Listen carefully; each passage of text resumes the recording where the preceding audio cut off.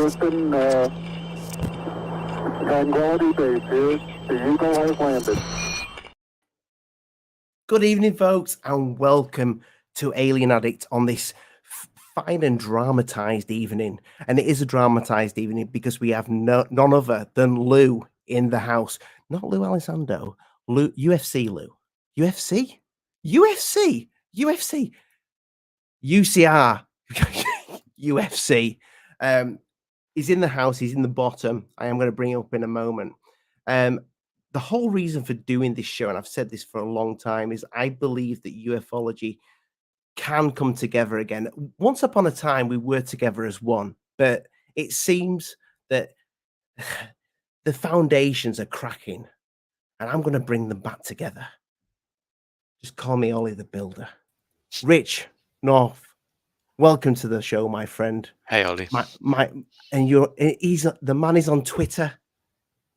The link is in the description. He's there to represent UFOlogy in its finest. Go check him out. We have none other than Artemis and Josh from the Josh and Artemis show. Guys, thank you so much for being here tonight.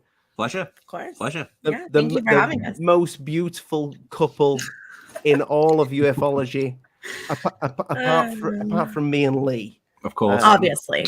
Yeah. Is And Lee Rich. going to be joining as well, Ollie? Lee maybe he's not feeling too good, and no. we have Rich. Here he is. Hello, hello. Who It's hasn't been- ufology. I know I'm English. Yeah. Oh, okay. He's That's not why being very. Josh doesn't say that. He's not True. being very well. He's here. I just have to bust your chops for the show. That's fine. Don't worry. No, not you. Not you. Ollie. Me. Sorry, Rich. I'm half All asleep. right, you too. What the hell? Speaking of the show, we have our guest of honor tonight, Lou Angeles. Welcome, Hello. my friend. Good to see you. What's happening, guys? Yeah. I wore my tie to start a fight with Rich. If I had a tie, I was gonna wear it, but I couldn't find one. Oh, come on! I give you didn't that have idea. one? No, you didn't give me that idea. But I'll give you that idea. You didn't. I talked about it all week when I found out we were doing the show. You talked about my tie. No, I said I All need week. I need to go buy a tie for the show. Yeah. And you didn't. You failed, Rich. You failed. Just like Lou Elizondo. Yeah, exactly. Oh, what he getting right, at? yeah. Oh, a little bit early. I can't help it. Oh, God. No, so just to set the record straight for Rich, the reason why we wear the ties, Rich, is not because we're trying to get a TV show or become famous from talking about UFOs. We wear them because Michael would show up to the show in a tie. And so I was like, well, he's not taking it off. So we either all wear ties or one of us looks like the guy in a tie. That's why we started wearing ties. And it's also a great way to distinguish the host of the show from the guests. Exactly. Yeah. You know. Ollie, I don't know. time You know I've why? Because UFO Jesus started wearing a tie, and because somebody told him nobody's going to take you seriously as UFO Jesus, you might want to wear a tie. So that's what he actually said that, and he started wearing a tie. And then months later, you guys are wearing them. I'm like, oh my God, it's got to be the same guy that told them to wear ties. No. We were wearing ties way before Jesus did. I remember his little tie phase. We were wearing the ties way before him. So, but hey, man, sometimes people go through phases and grow I out know. of them. Yeah. Yeah. That's how things work. Yeah, I know. I just like razzing because it just all of a sudden you guys changed. So I'm like, it's got to be, they want to get on TV. That's what it is. They're trying to look like, the news. Rich, I'm already on TV. I'm on TV. I mean, go look at my IMDb. I've got over 30 credits. A lot of them I saw. are national television. So, like, But not for ufology. No, but I Right. don't want to be on TV for ufology. I've got my own show. I can produce it myself. That's why I started doing it. And a Alright. fine show it is. I think it's okay. I mean, I'm sure not everyone in this room agrees. We it's always okay. enjoy your show. Yeah. We always enjoy So your show. how can we watch it if we're not in the US, Lou? Is there any is It's it on on is it YouTube. on anywhere? No, it's on It is YouTube. Okay. His Yeah. YouTube show. You can find it anywhere. It's free. Yeah, he's The whole not. show. He's yeah, it's available online. Oh, okay. I'll look it up. Hey, Lou, did you write that episode for the guy who lied to me? Is it or mined something? I don't know. I can't remember. No, I have never written. I don't have credits for writing an episode of television. I do have credits for writing my own short film. No, there is. I even read it to Third Phase. I was reading your IMDb or whatever it is, and it says you know. Yeah, no, I've never written an episode of TV. I've written things for Funny or Die. I've written things for our own channel, you know, like little sketches and stuff, but not an episode of television. No. Oh, that's if I was weird. writing episodes of TV, I definitely wouldn't be doing this. That's what I my was whole days thinking. Would be Yeah. filled with writing. I'll have to look So, it up and again. I should Interesting. have read that. But yeah. So What here we else? are, What Alien else? Addict. We're all together, but you know what? It's not about me. I'm here to bring you guys together, to have a growing. Well, I mean, this is your discussion. show. You gotta steer it, right? You just can't bring two roosters together, throw them in a circle, and go, okay, cockfight. Like, I'm not gonna do that. You know, this is your show, man. Yeah. Well, ask the questions. I mean, you guys. I saw your show last night, Rich. You have questions for me. Artemis and Josh. I know they have questions for me because they were asking in the chat, and so let's get into it. Whatever questions you guys have for me, I'm more than happy to address anything. What I want to know first of all, Lou, is what questions do you have for these guys? Because it seems like we all expect people to be asking you the questions, but do you have questions for these guys? Well, I like that I'm not a felon. That was good Yeah. to know. Yeah. See, that was help. That was very helpful. Yeah. Well, I mean, Yeah, I got a just couple of thought parking tickets. I just thought the text would have made that clear. Well, it said. I don't know why others. you needed me to say it. Oh no, it's not clear at all because there was rumors going around, which is I don't know if I explained it, that I heard me, Truth Seekers, and Area 503, along with Greer and Third Phase, were the five, and Third Phase being one entity. So that's what I heard. But seeing that it said and others without putting GUFON, Area 503, and Truth Seekers in there, and I'm like, yeah, but if he's having the Felon 5 and others, well, that could mean a lot of things. It could mean a lot of things, and others could mean everybody else for all we know. But it was very confusing. Exactly. That's exactly what it was. It was. How confusing. did that? The way- Now you explained how that message from Lou Elizondo got online with Richard Butt. Who is Richard Butt? Dick I have Butt. no idea. Dick. Yeah. I have no idea who Richard Butt is. Do you I think? don't know. I think Elizondo was Richard Butt, and he did that to expose this thing. I don't think so. Okay. Because Richard Butt has been liking some of my responses to this whole fiasco, and he's written me privately, also saying, "Hey, I'm sorry for what you're going through." Oh, So okay. I don't know if it's Lou Elizondo. You know, like a lot of people think that, but I don't think so. I think it's just somebody who's close to Lou Elizondo. The weird thing is why I use a guy by the name of Richard Butt to pass along your messages. Yeah. What is fascinating, though, is the timing of this, and it seems to come out just before Stephen Greenstreet's video landed. Generally, it was a bit of a hit piece on Lou. So, whatever the timing of this, and it seems almost to try and discredit him before he pushed that out. Discredit who, Lou? No. Stephen. Discredit Green Greer? Street. My interactions with Lou discredit Greenstreet? Maybe I'm not understanding the question. I'm confused too. Yeah, No, didn't you ask Stephen Greenstreet about whether he was a felon or not? I did ask Stephen Greenstreet if he was a felon or not. Yes. Yeah. But so, what's the Just question? before he was due to drop a video around. So about, are you Lou okay? Elizondo. So you're asking me if this was a time thing?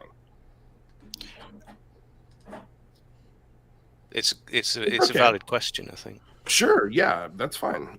No, it is a gross, disgusting comedy of errors, the timing of this, because I got this text a month ago. I sent that. We were having that text exchange the second my show ended with Lou Elizondo. And it wasn't until a couple days later that he got upset with us. It wasn't the questions that bothered him. A lot of people are misrepresenting and construing that. Wasn't Rather's question that pissed him off. It was Rather's when we talked about it in the next episode, and Rather's response to how he felt about learning that was clipped and then put on Twitter and started circulating, and that's what pissed him off. That's what upset him, was him being taken out of context, and even Rather, to a point, being taken out of context. And now there's this thing. Like the whole, what people don't realize is Rather also appreciates the things that have been accomplished since Lou Elizondo has became public. Like, you can have an appreciation for those things and still question other parts of his story. Like, those two things should be able to exist. And that's what we've tried to do on my show from the start. And I've gotten shit from Rich, and I've gotten shit from a whole bunch of people who say we don't ask tough questions. That's bullshit. I'll straight up tell you that's bullshit. The second he hired Danny Sheehan, I questioned the shit out of him on that. And I also told him it muddied the waters on air, not privately. Like, when he was pushing that Sun article, I criticized the hell out of that. So this idea that we don't ask tough questions, and Rather's questions, I mean, we were sitting on that, do you have alt accounts question for over a year. Oh, wow. We didn't ask him because it's a no-win question, almost no matter how you answer it. Because if you lie and you get caught, you're a liar. And he knew he couldn't lie because so many people knew that was him. Wow. Like, so to say here and say that we don't ask her tough questions is ridiculous. And then to imply or even ask, and I understand why you asked the question because the timing is just disgusting. The timing is disgusting, but no. This was not planned. This was not a coordinated attack on Lou Elizondo or Stephen Greenstreet.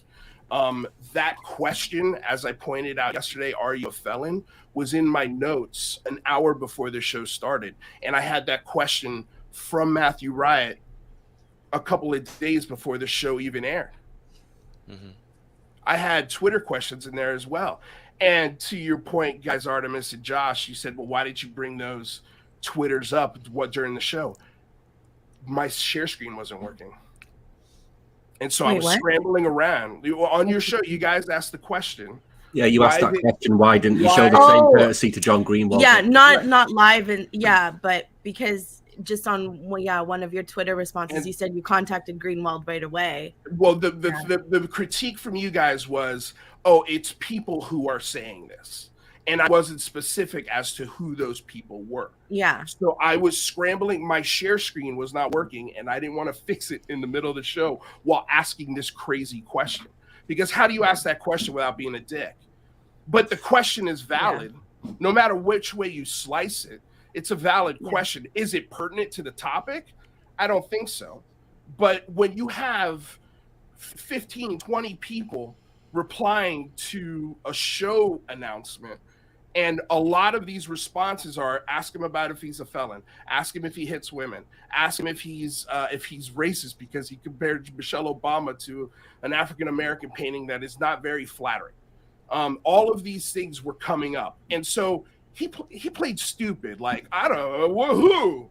Like, he was interacting with these questions in that thread. He knew this question was he coming. Wanted you to suffer a little bit for asking. He wanted me to say the word felon. Yeah. That's what he wanted. Because that gave him the cue. Oh, okay, we're allowed to talk about this email now. Mm-hmm. And I didn't know that he had. I was like, oh my God, does he have a picture of it? Who told him that? All these things are racing through my brain live. You can tell. Okay, right. So when he asked me, so did Lou Elizondo send you an email? I didn't lie.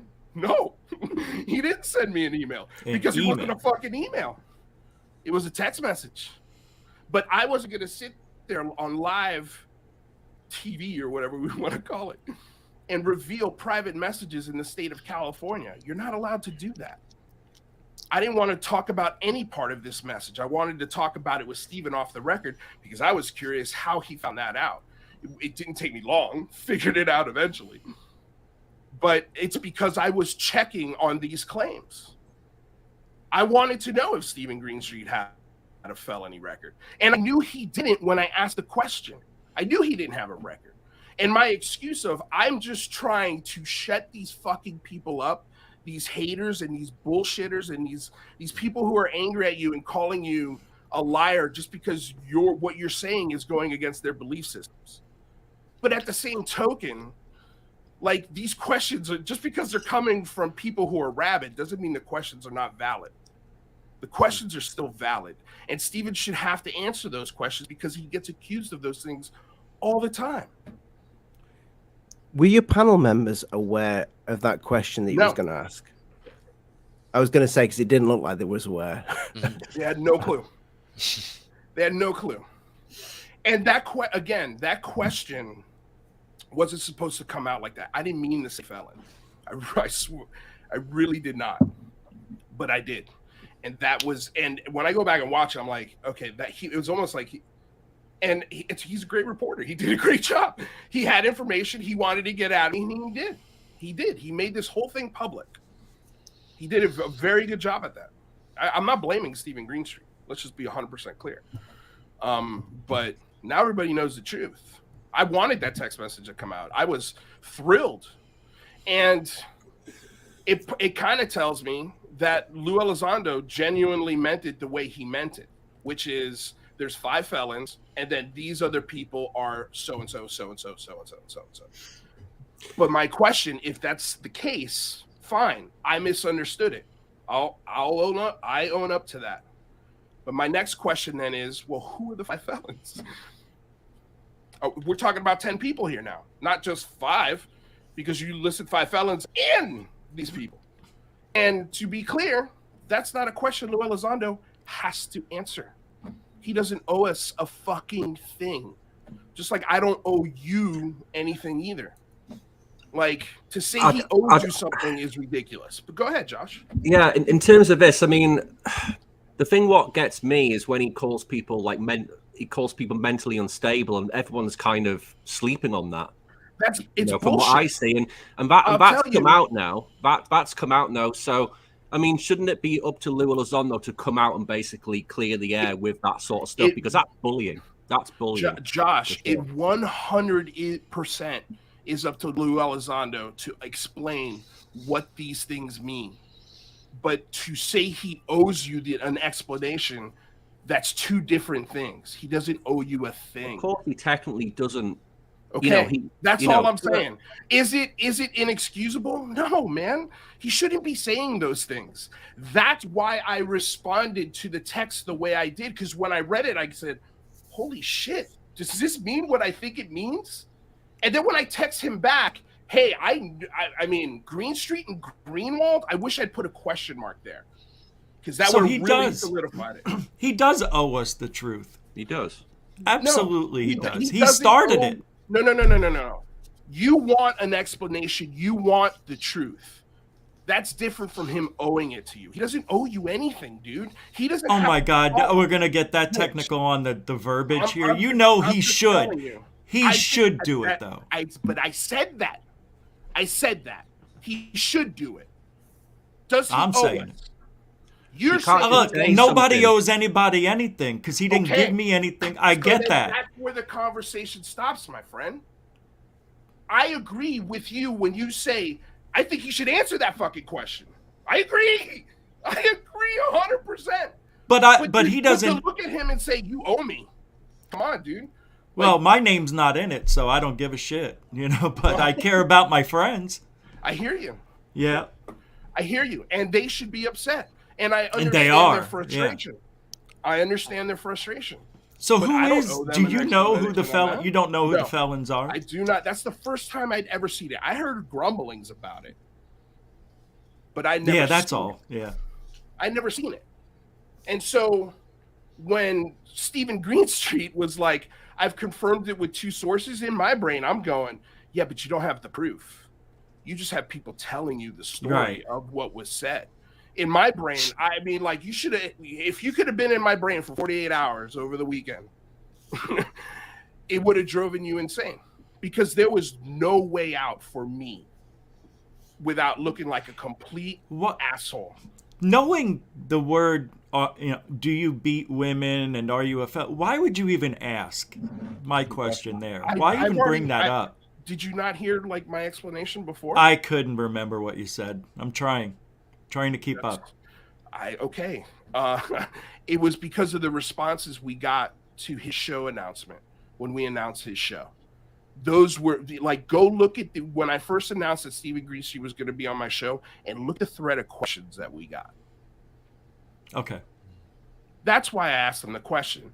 But really why I asked him the question, and this is what I told him off air, and this is what I told him on air. Like, I think you need to go back and really watch and listen to what I say. Because I said right there on air, look, I know I asked it delicately. That's on me. I wish I had phrased the question better. But again, looking back at it, he was making it so I had to jumble around. Well, what do you mean? He was being very specific. Did or did not. You know, these things, I was like, holy shit, we're in a mess right now. But go back and listen to what I said. Like, so Lou, third phase is saying calling someone a felon and mentally unstable without facts is slander and defamation of character. Maybe Lou could make that statement in court. Jesus Christ, I can read. Well, look, you might not know I'm dyslexic, Lou, so I'm quite proud of myself. I was gonna say that was very well done. Well done, Ronnie. Blake Cousins, and thank you, Blake and Brent. If you guys have an attorney on retainer, go for it. Go for it. You're gonna go fight that in court? Have a ball. Like, I don't want to go to court. I don't want to fight over this bullshit. Again, he's the only one who can answer for those statements and clarify what he meant. Because according to him, third phase is not a felon. According to that text, according to his understanding, the way he wrote it, everyone that's listed there is not the felon. Those are the mentally unstable and the things that he's saying here. In terms of yourself, unacceptable. In terms of yourself, Lou, I mean, you've been kind of like hung out to dry by Lou Elizondo, in my opinion, to kind of deal with all this crap. When Lou could have literally just come out and addressed it straight away. It's funny how he addressed when you guys called him out, right? Yeah, I mean that's a whole story in itself. That's a whole other thing, right? To me, that was somebody punching down. Like, why even say anything? Let them say whatever they want and just move on. To me, that was my opinion on that. But then when Stephen Greenstreet just released his new whole thing, he put a 4-part tweet out correcting that. He's not corrected any part of what we've said or done on my show in that way. He's put it through other people, which kind of says what we're saying is hitting a truth, to say the least. But do I feel high and dry? To answer your question, I did for a little bit until that text came out. That was the most relieving thing that could have happened. And Lou Elizondo released that text because there's only 2 people on the planet that had that text message, me and Lou Elizondo. So when he released that, it tells me he genuinely thinks and knows in his heart that the way he wrote it, I got wrong. Right? Which is, and if the way he wrote it is wrong, that means that there's a separate felon 5 and 5 other people. So there's this 10, is grammatically correct. I have it right here. It's grammatically correct. I don't know how it could be misconstrued as something else. But here's the thing that I'll give you one insight tidbit into a conversation that we had. I told him I've got no problem apologizing for this whatsoever. I'll own this. I'll fall on this sword. Those were my exact words if you want me to. But I need you to also understand. You could understand how I misunderstood this, right? Right? Like you can understand how I misunderstood what you were saying. And I didn't get that from him. So yeah, in that regards, I was like, wow, okay, not only do I get to lose access and I'm ostracized by you, essentially, off the team, so to speak, if there is a team, and I got to fall on this sword because I'm the dummy here. I misunderstood what this was.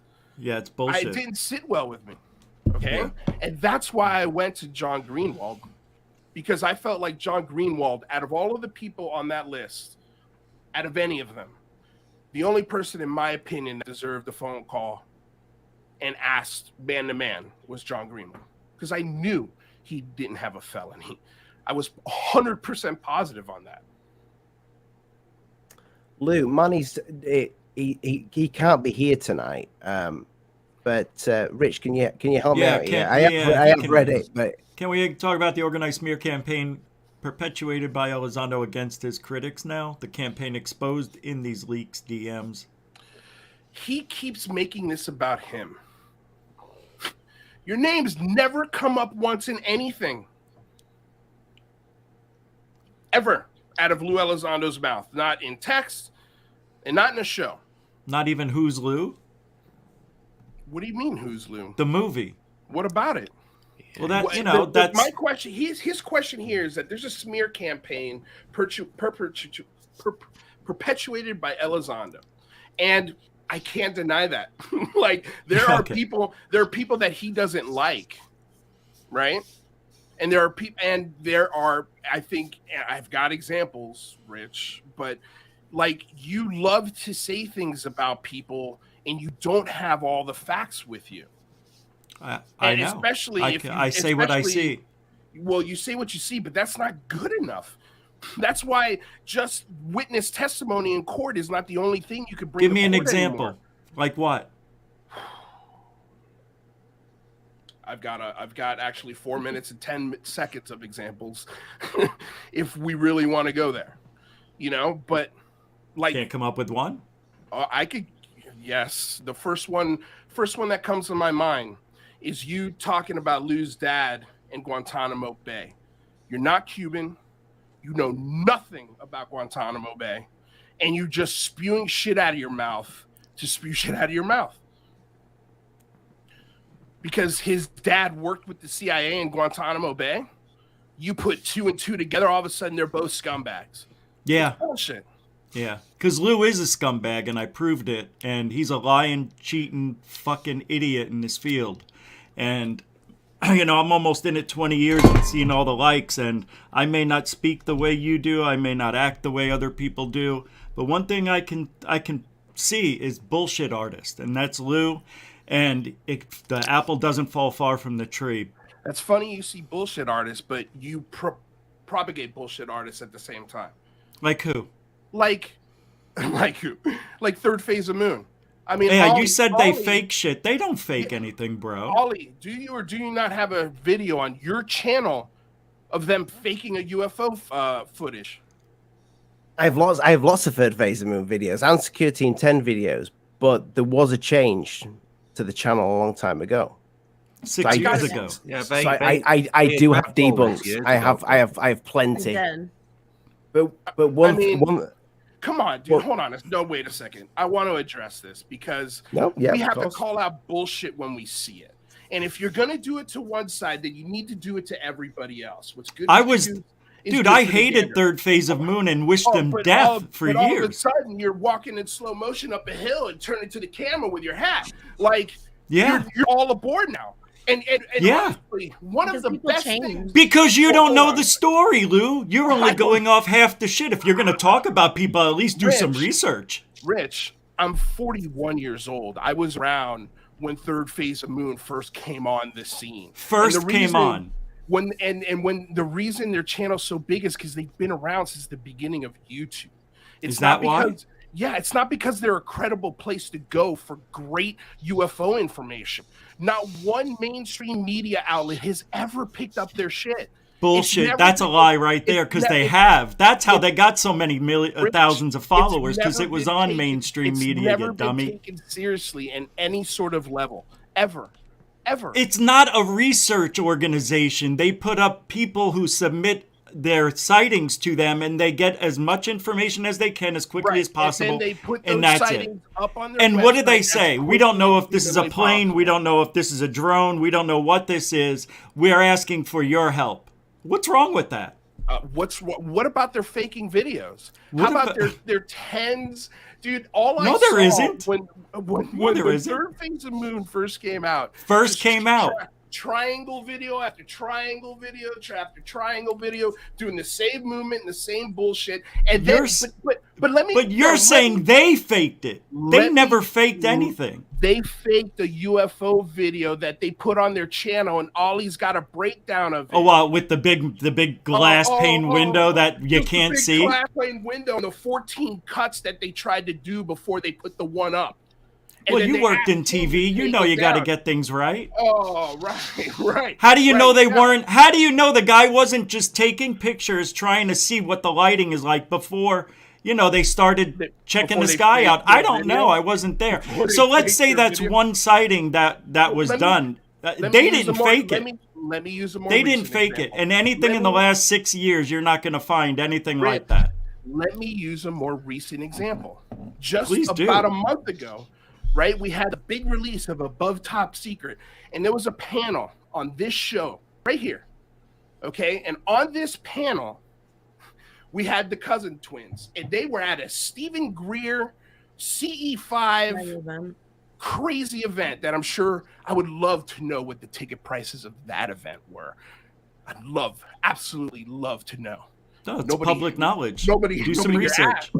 Oh, okay. Yeah, I know. They're about $2,000 a piece, depending on where you sit.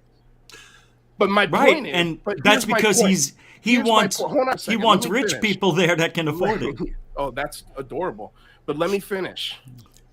There was a gentleman who's not here, I believe it was Lee, who asked the Cousin brothers about Stephen Greer, and the answer was a very cult-like kind of thing. And everybody on the panel shut the fuck up, didn't say a thing, no tough guy, no tough questions, no feet to the fire. We kind of all just like, oh man, we know that's bullshit, but we're not going to say anything. That moment right there is exactly what it's like to interview Lou Elizondo. So okay? Lou, you think we picked a side? No, but here's my point, is as soon as those guys left after they did their covering of the camera and gave you the breaking news about S4 being pinned on Google again, which is the biggest bullshit thing I've ever seen in my life. As soon as Third Phase left, that's when your critiques started coming in. That's when everybody was like, yeah, that sounds like a fucking cult. Came right out of your mouths. So you yourself think they're full of shit because they are. No, because they I are. don't. No. And that's fine. But to sit here and you don't know what I know. To demand truth while you're propagating bullshit is the biggest joke. And that's my biggest issue with you, is that your way is the only right thing. No, it's not. Burned. I never say that.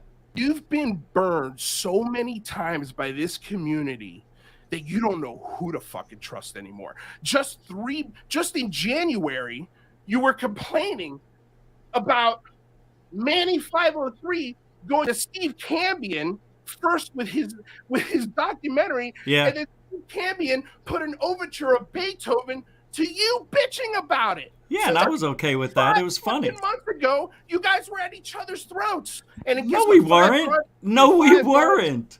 In 5 months, it's going to be the same old shit. No, you're so wrong. You have no idea what you're talking about. Okay. Cambion said, hey, I posted this about you. If you don't want it up, just let me know. But I think it's pretty funny.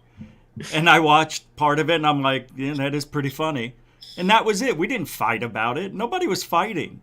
You weren't angry at Manny 503 for going I past was, third I base was, again? yeah, of course I was. I didn't hide that. I was upset that he went to Truth Seekers before me because I thought, but then because I thought we were a little tighter than that. But then when I found out he had a relationship with Camby in that way, I was okay with it. He explained to me. And I don't think I needed to go any further in public about that private conversation, so I never brought it up again. But other than that, yeah, I think Manny came on the show soon after that and we talked about it. It's just funny how It's funny how you see your things a show- certain way that aren't true, and I see things a certain way that aren't true. Because Okay. we don't know what goes on behind the scenes in each other's lives. Here's the I thing. don't have to watch your show. Bob You make it very public. Here's the thing.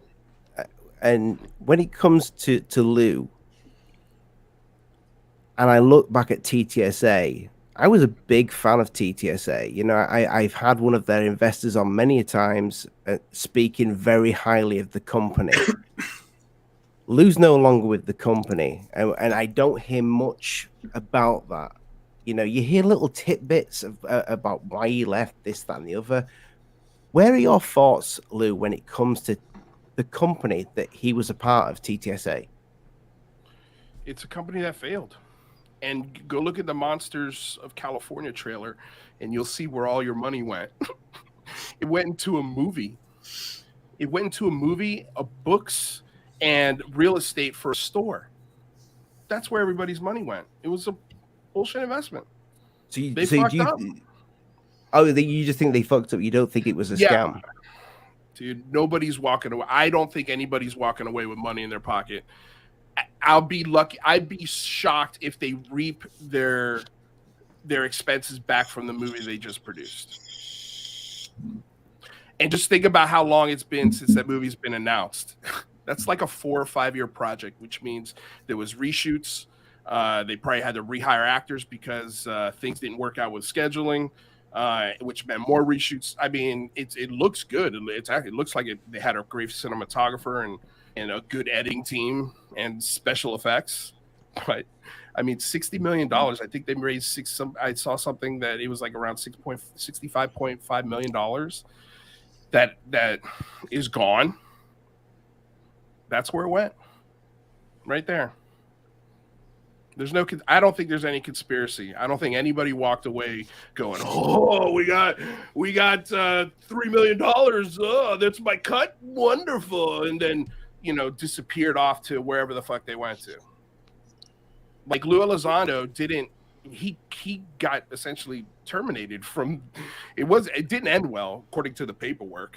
Everybody else kind of resigned. He was let go. But you must have spoke with him offline about this. I didn't care. I never spoke to him about TTSA. Did not care one bit. The only time I spoke to him about TTSA is when I met him the first time ever, which when I was working in a restaurant, he came into the restaurant with the production team from season 2 of Unidentified. And I asked him, because at the time he was living in Encinitas.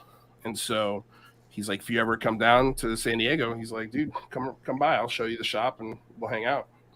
Other than that, I never talked to him about TTSA. As far as I can see from public record, it's just like any other startup company, millions of startup companies that come and go in less than a year. They just took their investors' money and they invested it in the wrong places. That's not illegal. That happens every day. So something that Lee has always said, and he can't be here tonight, God bless his soul, but he's always said that why the UFO community has never trusted government, but why all of a sudden we starting to trust somebody from the government? It's a good question. I mean, for me, I can just answer for me. I haven't seen political action like this on this topic in 50 years. There hasn't been congressional hearings in 50 years. And the other night I heard you, Rich, talking about the Disclosure Project. And the Disclosure Project was a mock trial, essentially. It was a mock setting, a mock congressional setting, and it was a trial run to see how this might look like if we actually did it in Congress. But nobody took it seriously on the Hill because it was a shit show. Well, 9/11 happened like 9/11 did happen. Yes, that I will absolutely give you. But also but also it was like, if you go back and watch the full testimony of all of these things, and it's about 6 hours every day, and I believe there's 8 or 9, 10 days of testimony. It's too much. It's way too much. It's way too much. Like, congressional hearings for me need to be short, simple, so a congressman or a senator can get in and out of this hearing and get the fuck back to raising money, because that's what they do.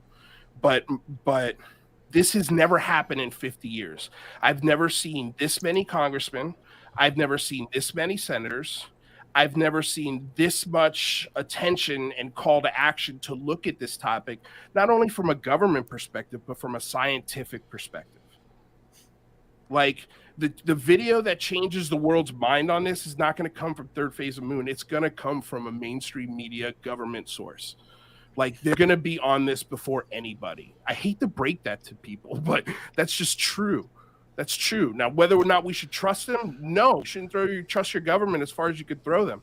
Like, that's why we question Elizondo as hard as we have over the last 2 years. But dude, I mean, it's got to be done with tact. It can't just be, okay, why the fuck are you a liar and a fake? And why is this bullshit? And why is that bullshit? He's going to hang up and never talk to you again. Like, there's a way to do things, and that's the way we try to do it. We're not perfect by any means, but we do try to ask tough questions. We do that to everyone, and again, horribly, especially in the case of Stephen Greenstreet. But is there anything that the rest of the world should know? No. That you heard from Lou? No. I never wanted that kind of information. I hear you. I never wanted that, because clearly I'm not good at keeping that kind of information. You know what I mean? Like, I wouldn't be able to hold that. So no. But also, like, anytime stuff got like that, I was just like, you know what? Maybe just don't tell me. I don't. Yeah, I'd rather you not say. I'd rather you not say, because I don't want a way of thinking in my process of, you know, like a lot of people, I came into this because I've seen one of these fucking things, right? Like, I don't need congressional testimony, but I know congressional testimony adds a fucking great legitimacy where I could go to my golf buddies and I could say, hey, did you guys see those hearings on UFOs yesterday? And the answer is probably going to be yes, because that's a big deal. Like, this is the only thing that's been picked up by the mainstream media regarding UFOs in a big way in about 6, 7, 8 months. Yeah. See, after June 25th, you know, the 180-day dump that was weak, but we haven't had much. It's almost as if mainstream media was non-existent, and that bothers me, because why did we have all this for, 18 months? It was just one day after the other, UFOs on mainstream media, and then it just stopped right after June 25th. That's what bothers me with ufology. It keeps trying to move, and then it goes back. After June 25th, we had the evacuation of Afghanistan. And then after that, we had war pop 2 up months in later. Ukraine.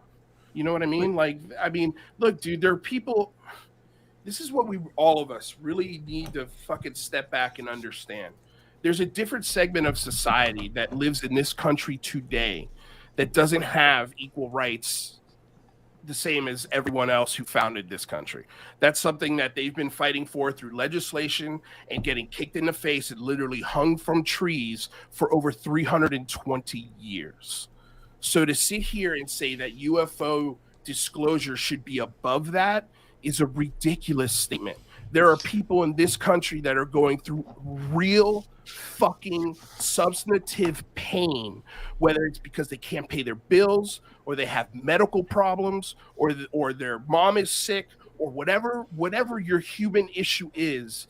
You're up into debt to your eyeballs in student debt because for some reason. I'm sorry, Lou. I disagree with all of this, and I think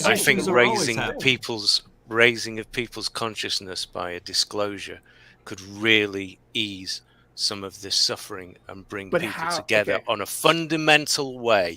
Okay, so don't drag politics. So how do you do that? All right. How do you do that, though? How do you do that?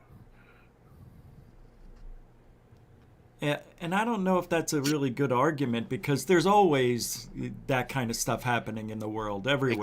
Exactly. It's like buying a house. It's never a good time to buy a house. Okay. You still buy one, then, don't you? Do me a favor. Find a politician who's going to put that initiative above everything else that his district is screaming for.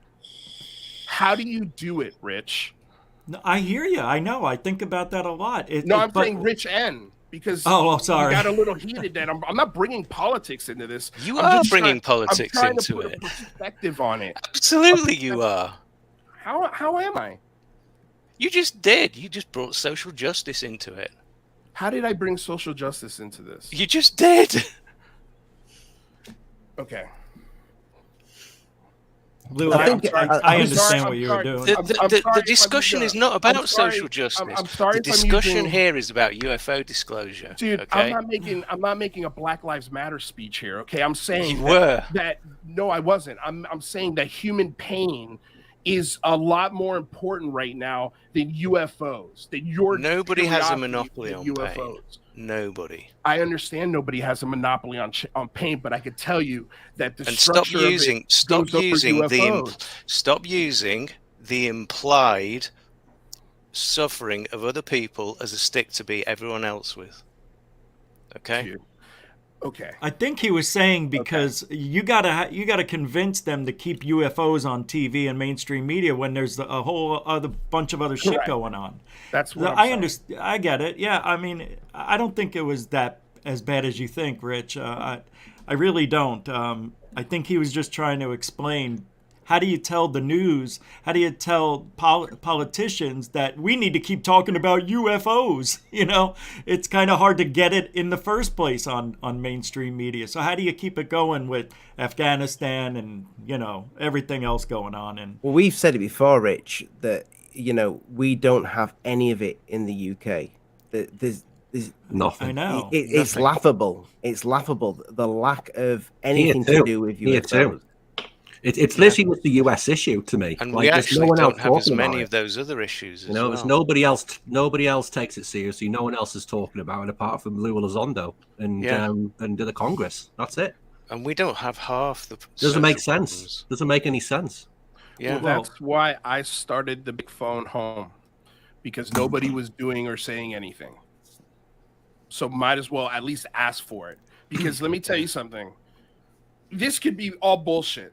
Maybe all you guys are right? And in 10 years, we'll look back on this and we'll say, fuck, man, we got duped again. Yeah. We got duped again. Okay. Which I think that's where Rich is going. Yep. Well, at least there's going to be two differences between you and me, I think. I'm going to look back and say, well, fuck, that was the closest we've been to UFO disclosure from our government in 50 years. And I actually tried to do something about it. Like, I actually substantively tried to change people's perspective and get them off of their asses and engaging their lawmakers and trying to get them to talk about it every day over those other social issues that I just got accused of beating people with. Was that solely down to you, or was it Lou Elizondo kind of saying something in your ear that, look, this is what we need to do to make a difference? No, I thought of that idea before I ever had Lou Elizondo on the show. I thought of that idea because I heard at the end of Alejandro Rojas's show, one of his guests, and he as well, asked the question, well, what's the best thing we can do? And he said, call your senator. And in my brain, I was like, fuck, yeah, he's right. That's absolutely the best thing you do, but it's not very inspiring. I did it. And then, I called my congressperson. They never called me back. And I left message after message. I even called live on the show. It took Tommy Zito 2 years to get a response from his congressman, and he eventually got a 10-minute sit down with him. Oh wow! So that's our government. That's how it works. It's slow, and so when I see somebody who, and here's the thing, also a question that I have for the panel: who's the perfect messenger? Like, who's not gonna get vilified by people like us on every single little thing and that they say and that they do? So here's the thing, Lou. I agree with you there. Sorry, Ollie. Continue. No. If you're gonna say, Josh, go on. No, it's fine. My point's gone anyway. It's gone out my head. Don't worry. Is it my fault? Yeah, it's okay. I was just going to say, here's the thing. Who do we trust? Because if the average Joe just came out and said, you know, we've got this, X, Y, Z, and this is how it's going to work. This is what I'm going to do. And if they didn't work for government, you'd have no faith in that person. Well, to go back to your first question, you trust no one. You trust the data that's put on the table. And that's why my burden of proof, and I say this all the time, what can I put on a senator's desk that would change their fucking mind about this? And so far, there's not a lot. And the only thing I could put on a senator's desk so far is those 3 videos, because those 3 videos, unlike every other video out there, actually come with witness testimony from the pilots who were there. But that testimony's still kind of up in the air. It's still being debated for all these years later. We still don't know what those objects are. Agreed. Nobody said they knew what they were. And I think that's part of the deeper problem, Josh, is like, let's just say for a second that the federal government 60 years ago came across something that is fucking weird, and it displays itself as werewolves, as Tic Tacs, as UFOs, as alien abductions, as vampires, as whatever the fuck you believe in, okay? And now 60 years later, they've been looking at it in secret, and they've been looking at it somewhat in public in forms of ATIP and OSAP. And they still have no clue what it is. How do you tell the American people about that? Exactly. Just say that. Yeah. I don't think that's Can we say the world? Can we say the world? Not just the American people. American people. Let's talk about the world. Okay. All right, guys. Really relax, Josh. I live in America, so it's eccentric to me. If you guys want to bring up the UK or Canada, please fucking feel free to do it. I'm shitting with you, mate. No, I know you are. Just joking around. Right. You seem genuinely annoyed by it. But dude, I'm just tired of the bullshit. Like, let's talk for real. And so, yeah, dude, like, I don't think giving the world that explanation is good enough. You can't just say, okay, so that's why werewolves and alien abductions exist. We're no longer taking questions because we can't fucking answer them. So why are they talking about it then? That's why are books being brought out? Why is Lou Elizondo talking like that's the $1 billion question every single week on YouTube for no reason at all? Like, he can't say anything, so why is he even talking? It doesn't make any sense. I agree with you. Doesn't make any sense. Like, and I raised those same concerns, man. Behind the scenes, I raised those exact same concerns. It doesn't make any sense that on one show you're bashing ufology, you're demonizing the monetization of it, you're demonizing the questions that are being asked, you're demonizing the alien iconography aspect of it. You're saying it's all bullshit, and then a week later we're doing Linda Moulton Howe's show. Yeah. Like, it's confusing. It's muddying the waters, and I said those exact same things. I mean, here's like a question. Do you think, like, since this campaign to get Congress involved, which you've been doing on like your show for the past 2 years now, I think you've been doing your show. I mean, from what I see, the secrecy's kind of got worse and the transparency's got less. I mean, the proof in the pudding was the redacted UAP report, what John Greenwald released. I mean, to me, there's just been more secrecy and less transparency since the government have taken like a more interest in like the topic, if that makes sense. What's like your thoughts on that? How can you say that when we're about to have public hearings with 2 officials from the Navy on Tuesday? You know how much foilable shit will come out of these hearings, even if nothing's said? Like, which I don't think, I'm managing my expectations on this, but I don't think it's going to be groundbreaking. I think it'll catch Americans up to speed, or the world, whatever you want to say, into what's going on in Congress with this discussion. I can tell you this. Here's the one thing that I hang my hat on when it comes to Lou Elizondo, and why I think, and why I mentioned there's no such thing as a perfect messenger. Okay? If he was full of shit, the DOD could squash this tomorrow. okay, if he was influencing Congress members to write laws that acquired budgets for some bullshit, like a threat, he's gonna go to jail. If this turns out to be some ploy to get government funding to put into some program like OSAP or a weapons program that somebody like Lou Elizondo gets the kickback on, he's in a lot of trouble. Now that happens all the time. That happens all the time. That might happen all the time. It does. Okay, but not this publicly. It doesn't. Not this publicly. Okay, but like it starts with C and it rhymes with vid.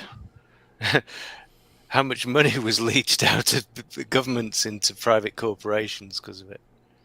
Well, we're talking about $22 million that we know of, right?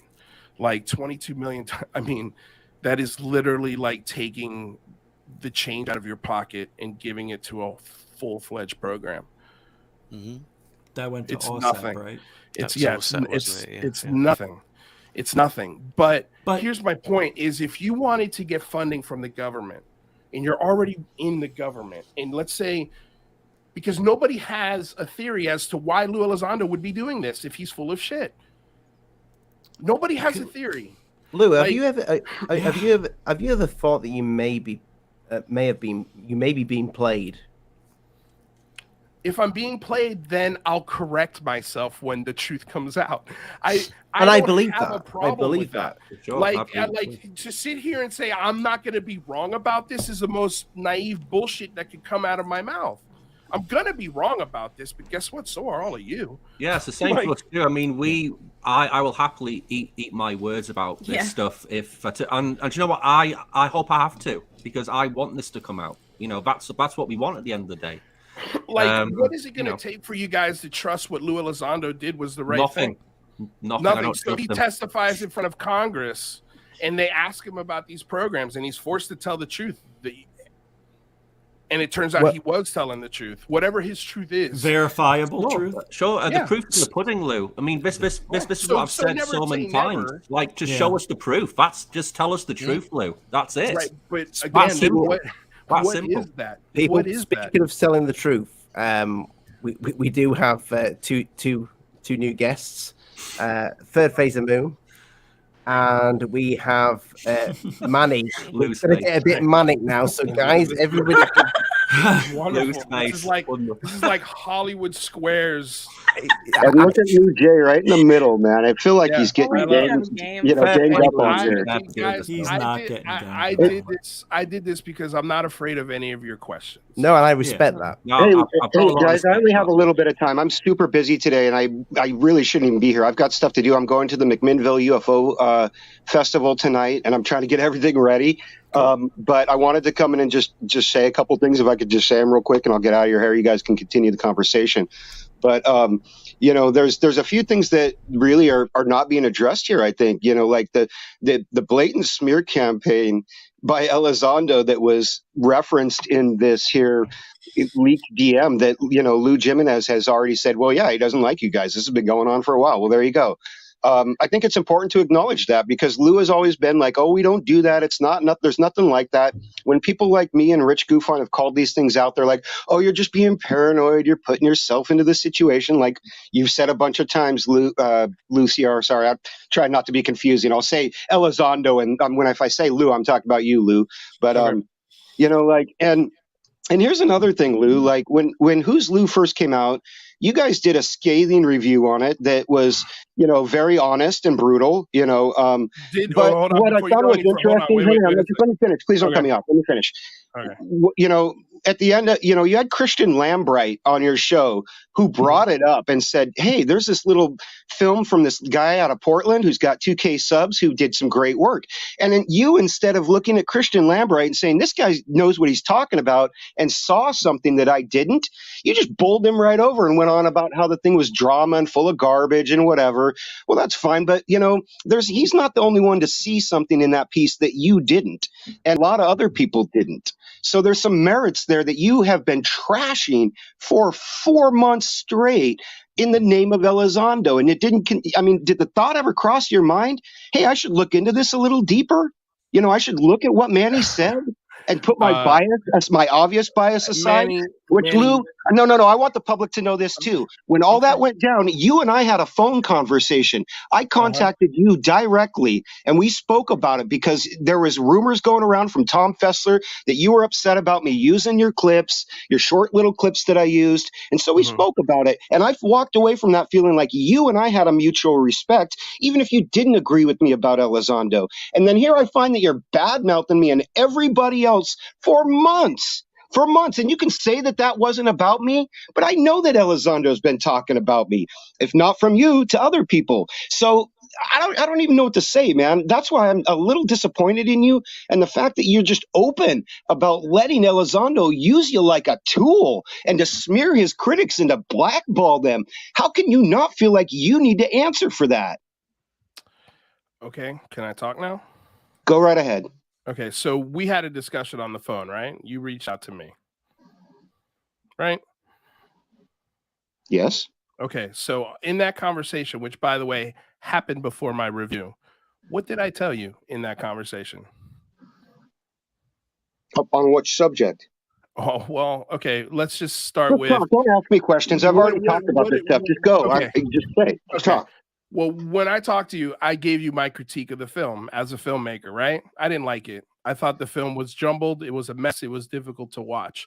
I told you that straight to your face without blinking an eye. Is that correct? I'm not a hostile witness. Make your statement. Okay. Quit trying to drag me into it. I already said you. Yeah. Okay. If I disagree, I'll disagree with something that you said. My point is that I gave a review of your film, and I haven't been bashing your film for 4 months. I don't talk about your film. We try not to. Yeah, you blackballed it. You agreed to blackball it. You said, let's not talk about it. Let's not talk about it. Let's not give it any traction. Manny, did I copyright strike your channel? No, you said you wouldn't do that. You said you couldn't do it. You admitted that you couldn't do it. You didn't say, I'm not going to do it because I think that you're right and you have a fair use to it. I think you said, I don't do that stuff, which is cool.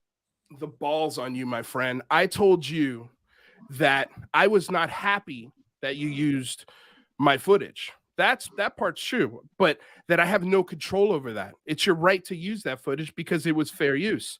And I'm not. So what's your point? So why did you ask me if you copyright struck me on footage that I have a right to use? You said I blackballed your fucking movie. You did. You said multiple times that you would not talk about it, to blackball it, to keep it off of the press or to keep it out of the news or to keep people talking about it. I didn't talk about it because I thought the movie sucked. But you did talk about it. Why would I talk about a movie that I thought sucked? But you did. I don't know. Why would you tell other people not to talk about it? Who did I tell to not talk about it? Multiple times you said the best thing we can do is ignore it. You said it on Twitter. You said it on your streams. If I've got to dig back to make you eat your words, I will. No, I did say that. I was telling the people. All right. This is why who got upset. This is why, dude, you're not listening. I was telling the people who got upset. If you're upset about this movie, the best thing you could do is just not talk about it because talking about it brings attention to it. That's what I was saying. So you're telling people to be upset and to not talk about it. No, you're talking over me. You said I blackballed you. If I blackballed you, I could have copyright striked your channel. I would have lost. Illegally, yeah, you could have tried. Like TPSA did. Like Tom Fessler did, like the History Channel did. Yeah, you could have tried and you would have lost. You are so you're so hellbound on making this about you. It's not about me. It's about him smearing his critics. It's about him smearing his critics. I made a film that outed Lou Elizondo, and he sicked his fanboys on me by the way of Tom Fessler, Rob Heatherly, and he used passive-aggressive means like weak, manipulative people who are easy to manipulate like you to perpetuate it. Dude, you made a movie about him, and he responded. Did he? He's never talked to me. He responded in the way that you accused him of. I mean, apparently, yes, he had a response. And yeah, 72 hours he was on Fessler's stream. You're right. He did respond. Why are you mad at me for that? I'm not mad at him for that. I'm mad at you for perpetuating it. I'm mad at you for being weak and letting him use you like a tool. You're a schmuck. So I'm a schmuck now at Chad Hellman? No, because you're just not listening. Like, again, like I told you, it is your right, just like it's Rich's right. I'll tell Rich as well, or anybody here. You have a platform That's what the whole country is based off of. You get a platform and you can say whatever the fuck you want from your platform. But if people decide not to follow you or pay attention to your platform or rally around you, then you have to start asking yourself, well, maybe the message I'm giving on this platform sucks. Don't preach to me, Lou. Don't preach to me, man. You admitted in your leaked DMs that you were organizing to smear his critics. Where did I've been doing it for months. And guess what? Other people have been doing it too. And now you want to pretend like it's just this is the will of the people? That's manipulation. That is straight up manipulation. Where did I write that? Where's your source? It's in your leaked DM. That's in my leaked DM. Look at it. There was a smear campaign. Come from? Those were the first time any of those names were mentioned. There was a smear DM. There was a smear campaign against you, and a set of DMs. I didn't say me. You keep trying to make it about me. So you can say it ain't about me. Stop. I said it's against Elizondo's critics. Let's keep it on point. Manny, you said that it was a smear campaign. Where did I ever agree to a smear campaign? Use me like a tool? These people are talking out against you? What is the content? What is the logical person supposed to deduce from that? You have to drink Elizondo's Kool-Aid. Manny, I will give you the context. It's something I've said on my show many times, to use me as a tool in regards to getting the big phone home off the ground, in regards to talking to senators, in regards to talking to congressmen. That's what I mean by use me as a tool, not be your fucking puppet. Because if I was his puppet, I would have just gone along with the text and none of you would have ever found out about it. You dummy. I mean, but you did. You did for a month until Green Street called you out on it, asshole. Don't call me a dummy when you're sitting here lying to my face. Stop. Stop, guys. Like, it's ridiculous to think of this. To think of me as some kind of propaganda tool for Lou Elizondo, when here we are, his fight. How many times has he been on your show, Lou? Like, give me a break, dude. How many times has Elizondo been on UCR? Like 6 or 7 times. What does that mean? What does that mean? More than anybody else. More than he's been on CNN. More than he's been on 60 Minutes. So what does that mean? I work for the government. Like, what's your conspiracy theory, man? No, but you just counter him, dude. That you've just bent over and just do whatever he wants. That's what it means. Okay. That's why I'm talking to you today, right? Because I bent over and do whatever Lou Elizondo wants. That's why I'm having this conversation with all of you today, right? Get a grip. No, I think you're backpedaling now, trying to do damage control and save a little face. Since you asked my opinion. Okay. Well, I don't want your opinion anymore. I think it's exactly that, an opinion. It is an opinion, just like yours, except for mine's based on facts. Okay. Alien Addict, you're muted. No one can hear you, Ollie. Oh, right. Sorry, I was literally just going to say, boys, I mean, I know this needs to be vented. You've got stuff to vent. That's fair enough. But I know Third Phase and Moon are here, and they want to say something to you as well, Lou. And I'm just looking at the time and thinking, go for it. Definitely everybody needs a chance to speak.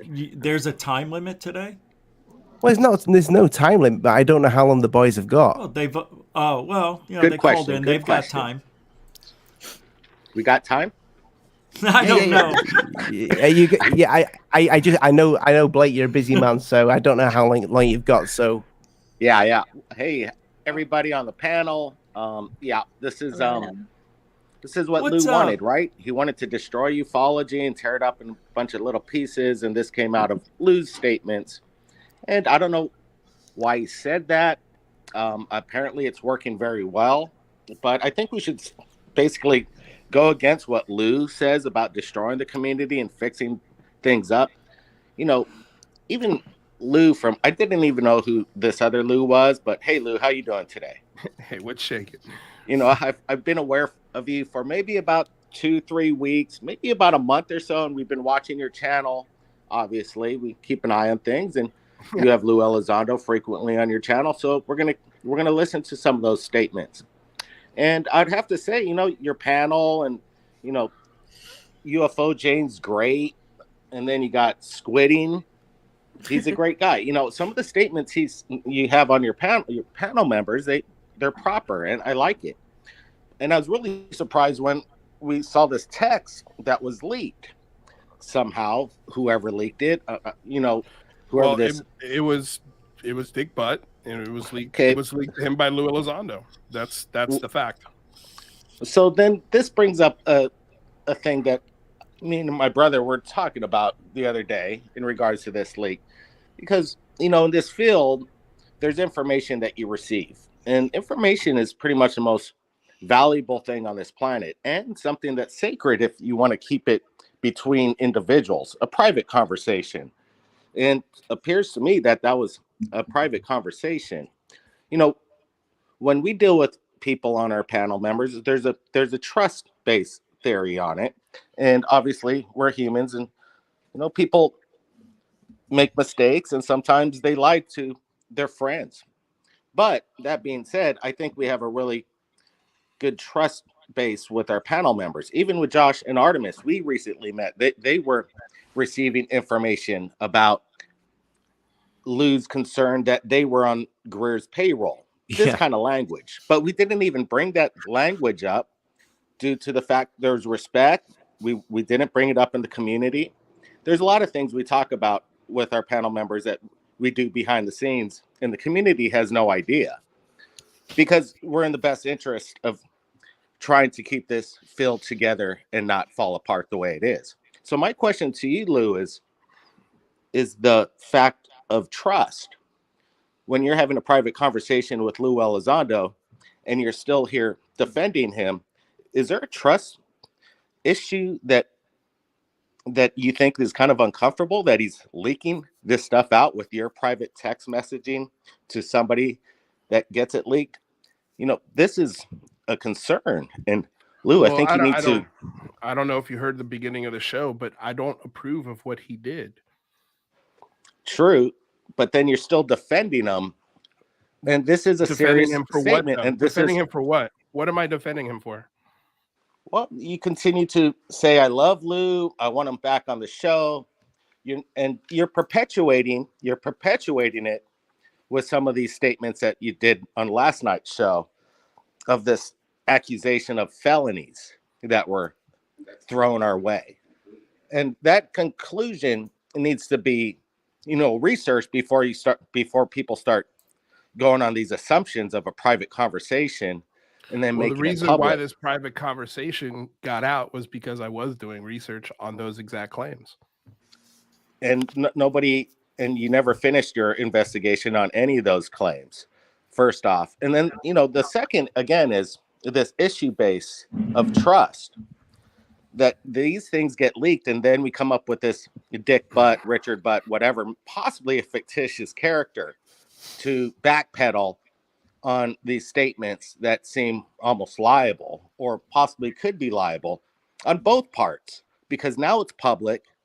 And when you start leaking private conversations to the public, you got to tread very carefully. And I think that's what you're doing right now, Lou. And I'm sure Lou Elizondo is going to be treading very carefully about some of his statements, because lumping people all together, being a wife beater, felons, and then lump 5 people or 4 people into it at once is, again, bad language.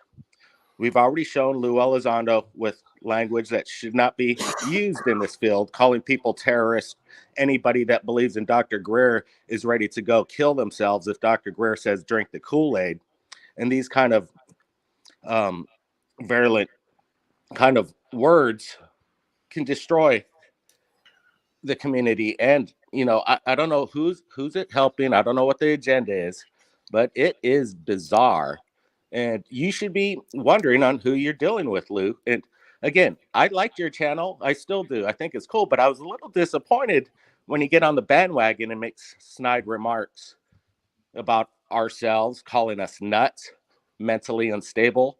These are words that, again, carry a lot, and words mean a lot, especially when it gets leaked to the public. So again, this idea of trust and relying that you're in confidence that this is all going to be confidential with the conversation, and then it gets leaked out to the public, and here we are today, is something on you, Lou, and the other Lou. It's both of your guys' fault in regards to this. I don't think Richard Butt is the person we're going to be pointing fingers at.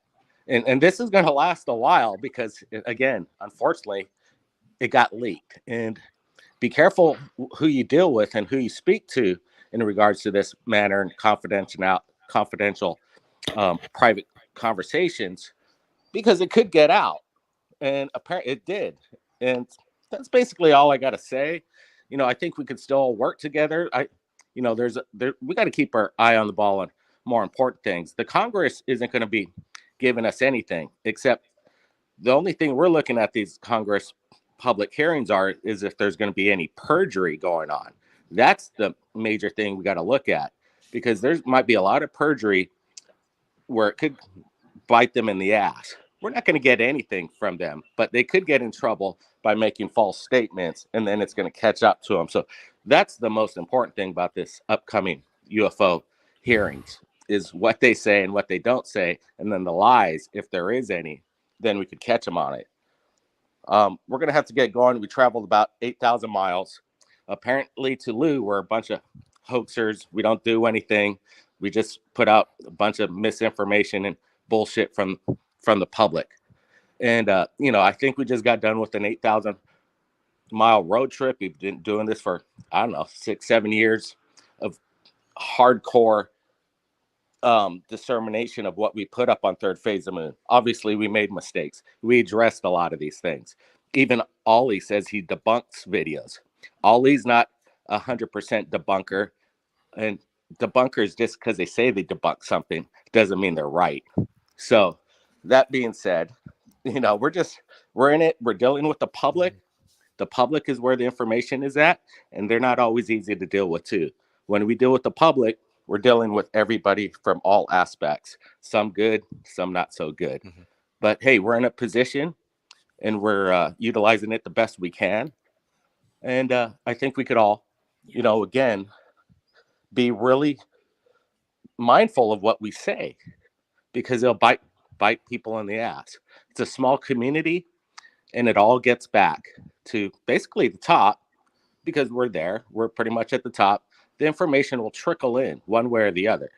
People can't keep their mouths shut. But we at third phase of the moon, and the people that we deal with, we trust. And I think we have a strong bond, and there's a lot of confidence with each other. And I think that's what you need to deal with Lou when you deal with Lou ever again, or any time in the future about any other statements. Because these statements could, again, I don't think anybody on this panel right now would appreciate being called a felon when it's not a fact. Or they're mentally unstable. Blake, I would just like to add something on this, if you don't Gaslighting, mind. For sure. You said some interesting things about people being debunked, and some of the videos that you've been putting out have been debunked. But if you look at everything that has been put out has been debunked by somebody. All the videos that Lou's been put out have been debunked by Mick West. So everybody is looking from the same angle with this, and I think that's is what we need to think about. We need to come together a bit and realize that there are facts, and then there are beliefs, and we all have different beliefs based on those facts. That's all. Just correct you on one thing. Mick West has not debunked those videos. He's been on my show multiple times, and we've talked about it. That depends on people's point of view, because there's a lot of people that believe him. And this is what I'm talking about is that I'm sure Blake will have similar views on the people that have debunked some of his videos. No, what I'm telling you is Mick West has not debunked those videos, and that has been admitted by Mick West on my show. Well, that is the problem with most debunkers, is that they, by that title alone, claims that they've debunked it 100%. Mm-hmm. And, we look at these videos, even with Rich, we look at this and we laugh about some of their debunking skills on how ludicrous they are in regards to what they think it is. And again, they weren't there. They have, and, it's not 100%. And if you're a debunker, you got to be 100%. When you were putting out evidence and trying to get help from the public, we don't have to get it right all the time. We're just trying to find out what the object is, what the phenomenon, what the anomaly is. That's what we do. And we don't get it 100%. And that's fine. But the problem is that and with all due respect, you guys have been caught faking things. You've been caught spreading misinformation. And then to turn around and demand truth out of people is a ridiculous request. It's only Elizondo gets to do that. Yeah. Everyone's sent some misinformation at some point. The biggest disinformation felon guy out there is who you're dealing with, Lou. It's Lou Elizondo. He's the one that's spreading the biggest disinformation on the biggest platform out there. And guess what? And we're holding his feet to the fire for that. Like, I also like, he should not have called anybody felons. He should not have called anybody any of the things that he said. I agree with you. Mentally unstable? I mean, why am I the one? Why do I have to answer for those things? You called us nuts. You called us nuts. Hey, Lou, if you agree with that, why didn't you say it there in that DM? Why didn't you say, hey, this is wrong? Why didn't you stop it right there? Why a month later when you're caught? Because, Manny, again, like, my personal opinion, I think your movie's garbage. Okay. It's not about my movie. It's about your DM. Quit trying to drag me into it. Dude, I expressed my disbelief on 2 names in that text. Okay. The others, I didn't know, but I could also see, based off some behavior that I've seen, how people could come to that conclusion. But I had no idea. And I mean, literally, I didn't care. My concern was about the 2 people that I didn't think should have any of those labels. Wow. So it's all about your bias then, I guess. No, it's not. No, it's not. I watch Rich's show. I watch Steve Cambion's show. I watch Third Phase of Moon. I watch sometimes when I can Artemis and Josh. I mean, I've got 4 minutes and 10 seconds of Rich calling Christina Gomez, making up lies and rumors, spreading rumors about her cheating with Jimmy Church, saying, I don't know, I heard, just a rumor. It is. But I heard. But it is. Who'd you hear? It is the rumor. I think there's so many people who've heard that rumor. It's all over. It's all over the place, Lou. It's all over. I've heard it, but I didn't want to talk about it. Nobody's talking about that. Absolutely. It was on Twitter.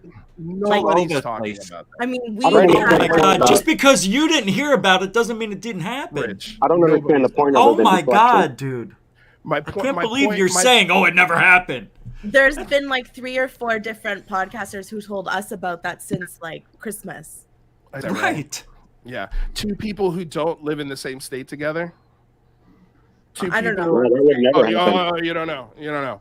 Like, I don't know where each of them live. My point is that, Rich, my point is that you're yelling at a 20-year-old kid. So she's exempt from opinion. It's not that she's not exempt from opinion. You're allowed to have whatever opinion you want. She's meddling in my field. I'm going to have an opinion. Rich allowed to have his opinion. Rich can say his opinion. I'm not saying he can't, Josh. You guys aren't listening to me. What I'm saying is Rich isn't calling Christina. Hold on, let me finish, please. Please let me finish. When he expresses those opinions, people are allowed to form ideas about the way he thinks. Okay. All right. And I'm sorry for someone who speaks as much as for safe spaces, Artemis, like the way he attacked that girl was ridiculous. Attack? I didn't attack her. Yeah, I mean, dude. That's not attacking her. It's an opinion. Should I share my edit with everyone?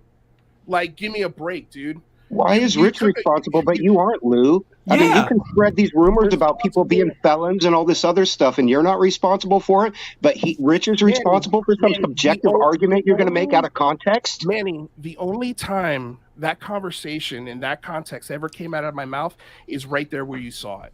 So to say that I'm spreading rumors about you guys is incorrect. If somebody, well, I don't know why I would think that, because you were going live saying all this stuff on Twitter too. I mean, come on. What are you talking about? He wasn't attacking her.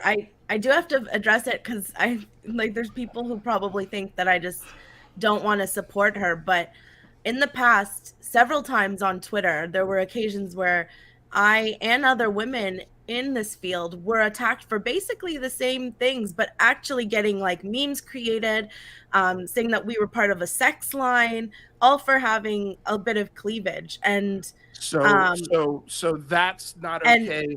But it isn't okay. Creating 3 shows about it and talking about her tits and talking about an inch of cleavage and making up rumors about her sleeping with Jimmy Church. I didn't make up the rumor. Stop saying that. Well, you I didn't make up the rumor. Make up the rumor. He didn't make it up. No, and that rumor's been around since before Christmas. You didn't stop him. I didn't. Why should she? I did actually message Rich about it. Oh, man. Rich can attest to it. I did say. Wait, so you can't talk about women, Lou. You can't talk about 20-year-olds? But look, is that what you're saying? There's a lot of hypocrisy around this Christina Gomez thing. Hold on, wait. Let me just finish. All right. While I do think that I told Rich that, maybe he shouldn't have talked about it for so long. What he did say is still valid. And also it's just his opinion. And what was valid about it? No. What I was trying to say was, what was valid about it? Tell me what was valid. You can't say that. Yes, she's only a kid, but yet she's 21 or 22 apparently. About the things he said, Artemis. She does run off a script. She told me and Josh that when she. Do you know why she runs off a script? No, because she has a learning disability, Artemis. She has a learning disability. She writes every single one of her questions. Well, that's why. She's admitted that on a show. She has a learning I didn't make fun of her learning disability. So do I. Either. So do I. What else did Rich say that was valid? So do I. She does know what she's doing. Her targeted audience is like older men. And like she has a lot of more men. It doesn't matter. Her targeted our audience is older men. The whole field is older men. Well, it's 84%. Like 80 or more percent of the people watching are men. You trip over male audience in this field. So that doesn't make any sense. What Next else one, when you don't okay, when I was trying to say earlier that me and other women were actually attacked on Twitter making memes of us that were a part of a sex line, she was nowhere to be found. We supported her. Hold on, we supported her when her channel was taken down. We were part of all of that to rally and support her. And that was before I was getting attacked on Twitter. And then she was all crickets when I got attacked several times. And not only just me, Alien Girl, Priscilla of Quantum Witch. Me too. I supported her when she was banned on YouTube. And she blocked me for the room. Hold on. There was other women who got attacked several times. And no, she was nowhere to be found. And I'm not saying that it's her responsibility, but we can't keep going back and forth between saying that she's such a young, mature podcaster that it's okay that she has a bigger following. Subs. She's not a young. She's not like a young. So that's not an idiot. She's a smart person. She knows what she's doing. She's been in this field because she's got 10,000 subs. For years. She's been in this field. She's got 10,000 subs. We're allowed to attack her on the show. No. That's not what I said. You twisted you it. got attacked. Let me just finish my thoughts here. You got attacked through Twitter, and she had whole shows dedicated to her tits. Like, no, it wasn't a whole show. I did 10 minutes and 5 minutes at 2 hours, you dimwit. Is that you right? fucking twisted around to make it fit your narrative when you're wrong. Let me finish my point. Go ahead, Artemis. At the end I'm of sorry. the day, we still provide a safe space for everybody. And if Christina did want to talk about it, however, we're also allowed to have our opinions. And she did not support me either time that I was attacked on Twitter. So why is it my responsibility to support her when Rich came out? I got DMs saying, well, you support GUFON. Why aren't you defending Christina? First of all, not my responsibility. Second of all, she left me high and dry several times and bullshitted to my face that she supports women, but then was nowhere to be found. So that's fine. I don't talk about her. We don't give her any airtime on our show. We just choose to ignore it. And I think more people should probably do that if they don't agree with other people, is just let them be. And we don't have to attack people publicly, but just if we don't have to attack people publicly. Okay. I agree. We do. I agree. I mean, that's fine, but I mean, it's not my responsibility to support her. And whether the rumors are not true or true, like on her website now, you have to have a certain amount of followings just to talk to her. And it says because of the school priorities, blah, blah, blah. Well, then what is this? Either so is she too immature and a kid, or is she a professional adult who has her own channel who needs a certain amount of subs to fucking talk to her? Which is what Greer says too. Like, I She's doing mean, exactly she has a what Greer 5K does. sub, 5K sub, I think. If 5K. you're in ufology, and if you're not in ufology, 20,000 subs. So, I mean, these are just mixed messages. And at the same time, Christina's not even part of this drama. And if Rich talked about her and her cleavage, she knows what she's doing. Every woman does, but does that discount anything else because we're allowed to wear what we want, say what we want, do what we want, just as men can as well? That doesn't mean that it's a bad thing. It's just that Rich saying that she's not just some young kid not knowing what she's doing is true. I mean, like, you can't be a really smart person and also so dumb to not understand that. And that's one person's opinion. But also, that rumor wasn't started by Rich. We've heard that rumor for like since last year. A few people have said. And whether it's true or not, it's still been talked about by several different channels. By who? Well, I can DM you, but I don't want to call them out publicly because that's just rude. I'll DM you the names of the people, but it's, you know, I don't really want to start like having other people get attacked just because of this. That was like a few months ago. But I'll let you know who's told me these rumors, but that's also beside the point. I think we're kind of losing focus on what matters. My point here is, and this is what I want you guys to take away.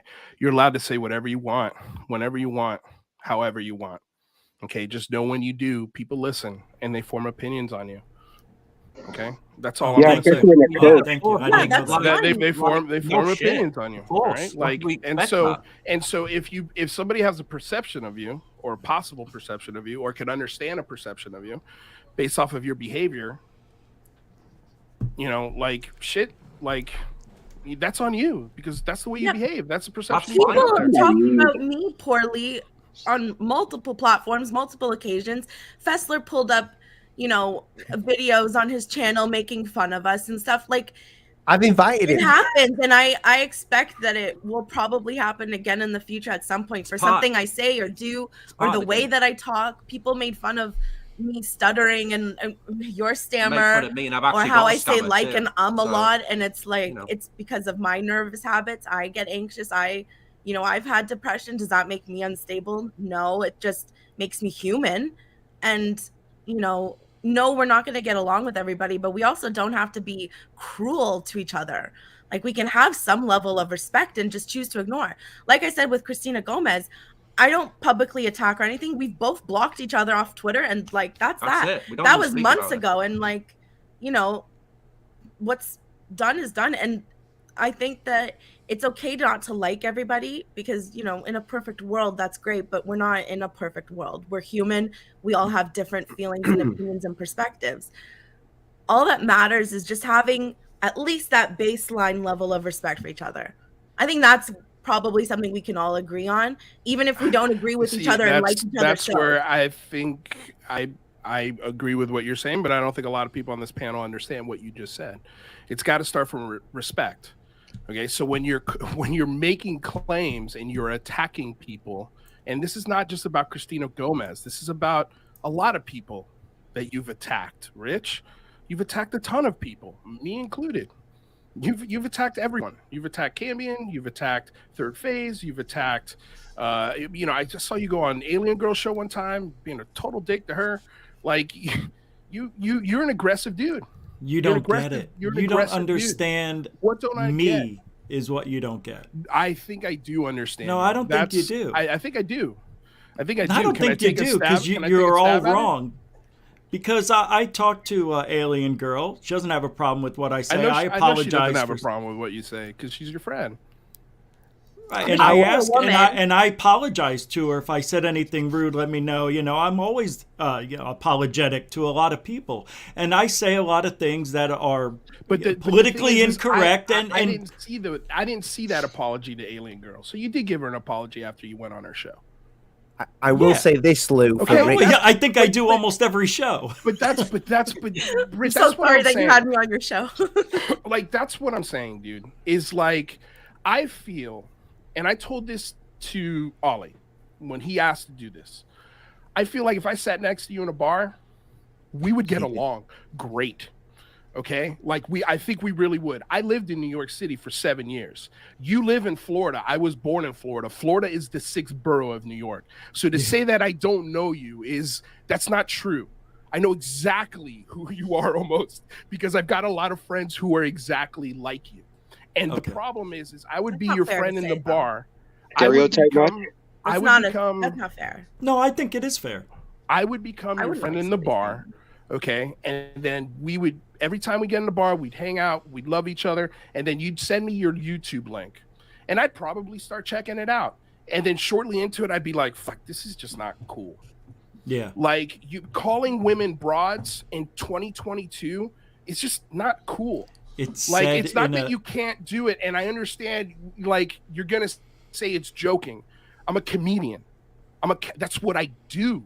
I do improv comedy in front of live audiences, and I'm an actor. I know comedy. That's what I do. Okay, but what I'm telling you, and if I was your producer, and if I was your friend, what I would say is, Rich, take your show out of 2003 and put it into 2020. Stop calling people fat. Stop saying they're crushing their fucking wives. Stop talking about women's tits, and just stick to the shit that you're good at.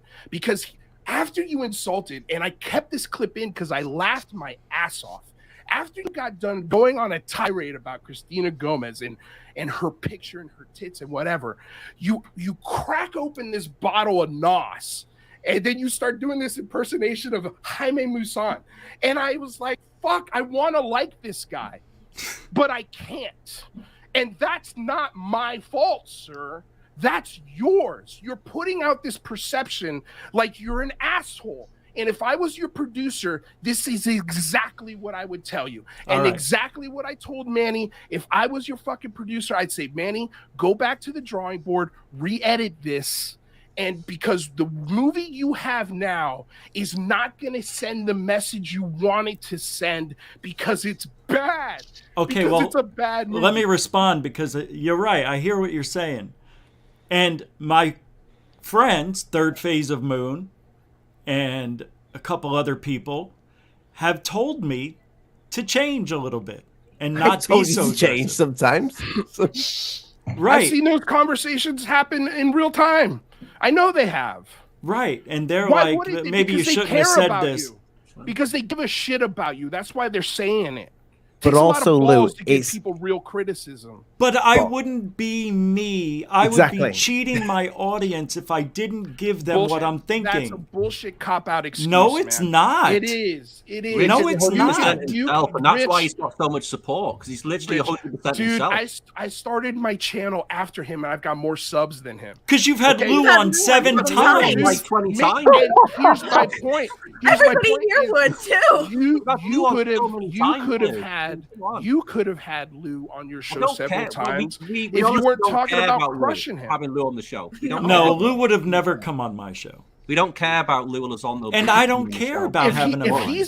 If he's going on Thomas Fessler's show, he would have gone on your show. That tells you all you need to know. Because he even called in after you even called out Fessler as to how this guy has been treating every aspect of the community terribly. And then Lou Elizondo called in again after all that. I mean, it's his prerogative to do what he wants, but that speaks volumes, because Fessler's been known to bully not only Rich or GUFON, same person, Rich or Cambion, but also you, Lou, and also us, and also other members of the community. So when I made that video, was that something that you disagreed with when I said we agreed about Thomas Fessler? So what I'm saying is, why would I change my perspective of truth with Rich? Why wouldn't I be as honest as I am with Fessler as I would be with Rich?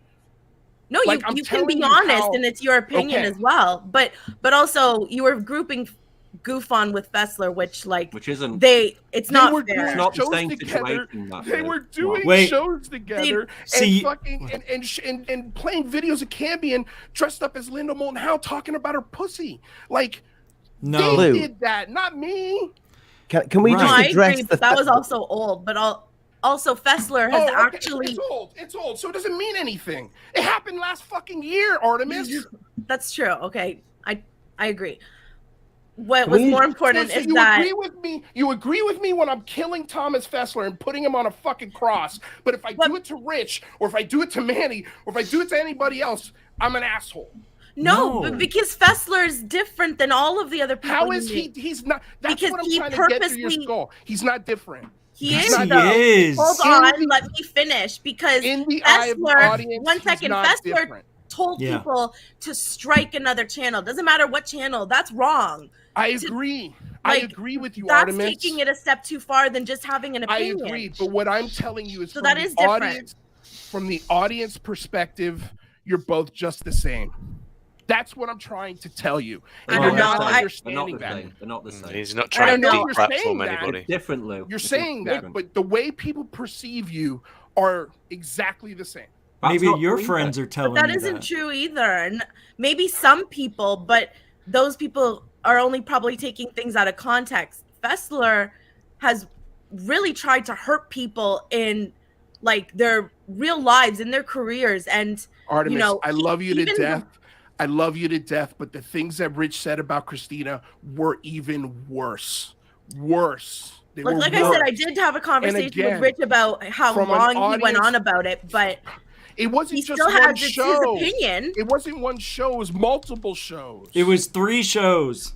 Well, I remember he did a follow-up because Christina released like she was calling me a misogynist and I'm bullying her and all that shit. Just that she released a statement and whatever. But all I'm saying is you guys have the right to say and do whatever you want, and I've supported that right. I've never bashed you guys for saying anything that you guys want to fucking say. I never stroke anybody's fucking channel because I just simply disagreed with them. I never stoked the fire of that bullshit. So to sit here and turn around and tell me that I'm a sock puppet for Lou after you just publicly saw me destroy that entire relationship is ludicrous. This is not personal. I'm not attacking you personally. I'm giving you my production, my directing experience, my acting experience, my experience running shows and doing plays and going to film festivals. I'm telling you, from the audience perspective, you guys are doing yourself a disservice. And Rich, your channel would have 100 million fucking followers if you just get out of your own goddamn way. Just get out of your own way because you're funny as shit. You're engaging. I can't sometimes take my eyes off of you. But the second you start going into your Howard Stern shtick from 2003, you fucking lose me. 2006. Every single time. I know. I get it. But that's not... Go ahead, Josh. I was going to say, that's just you, Lou. But I mean, there's so many people who tune in to Rich because of who he is and who he is on camera. And you might not agree 100%, but you have to appreciate his honesty and his... In Lou, this world you is could full still of lies and bullshit. You could still be honest and not insult your fucking audience. Okay.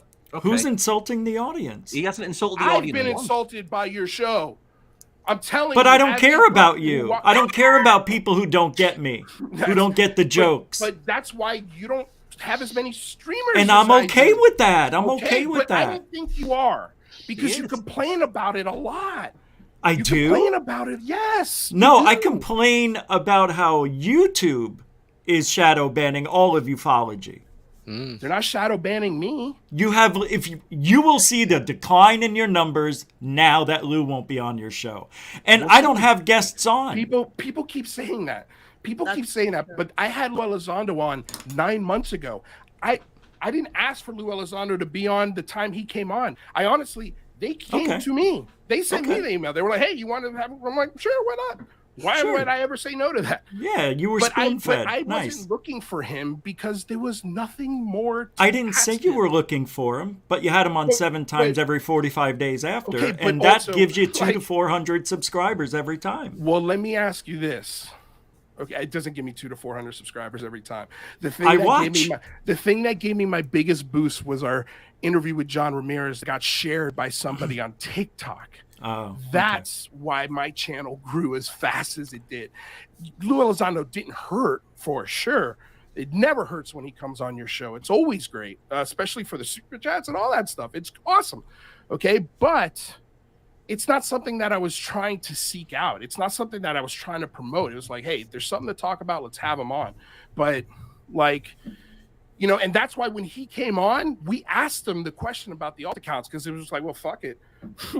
Like, we really don't have any more questions for him. Let's ask him this one. Let's see what happens, you know, because he's never asked us for questions beforehand. He's never told me to attack anybody. He's never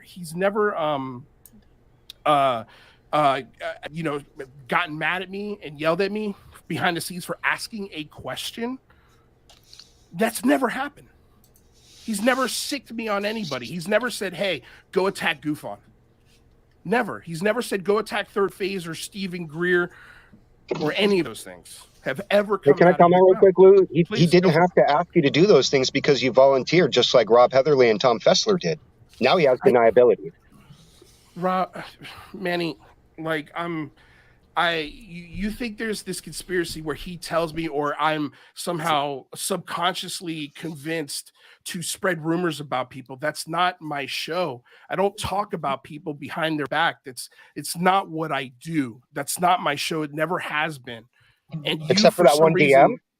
Except for the that one DM is the reason. You keep going back to the DM, and I'm telling you, that's the reason why the relationship was destroyed, because the information in it bothered me, Manny.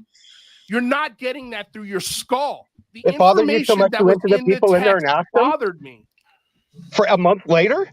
Or did you get confronted when Stephen Greenstreet told you that he knew that you had it and forced your hand? Because you're making excuses man. What was I supposed to do?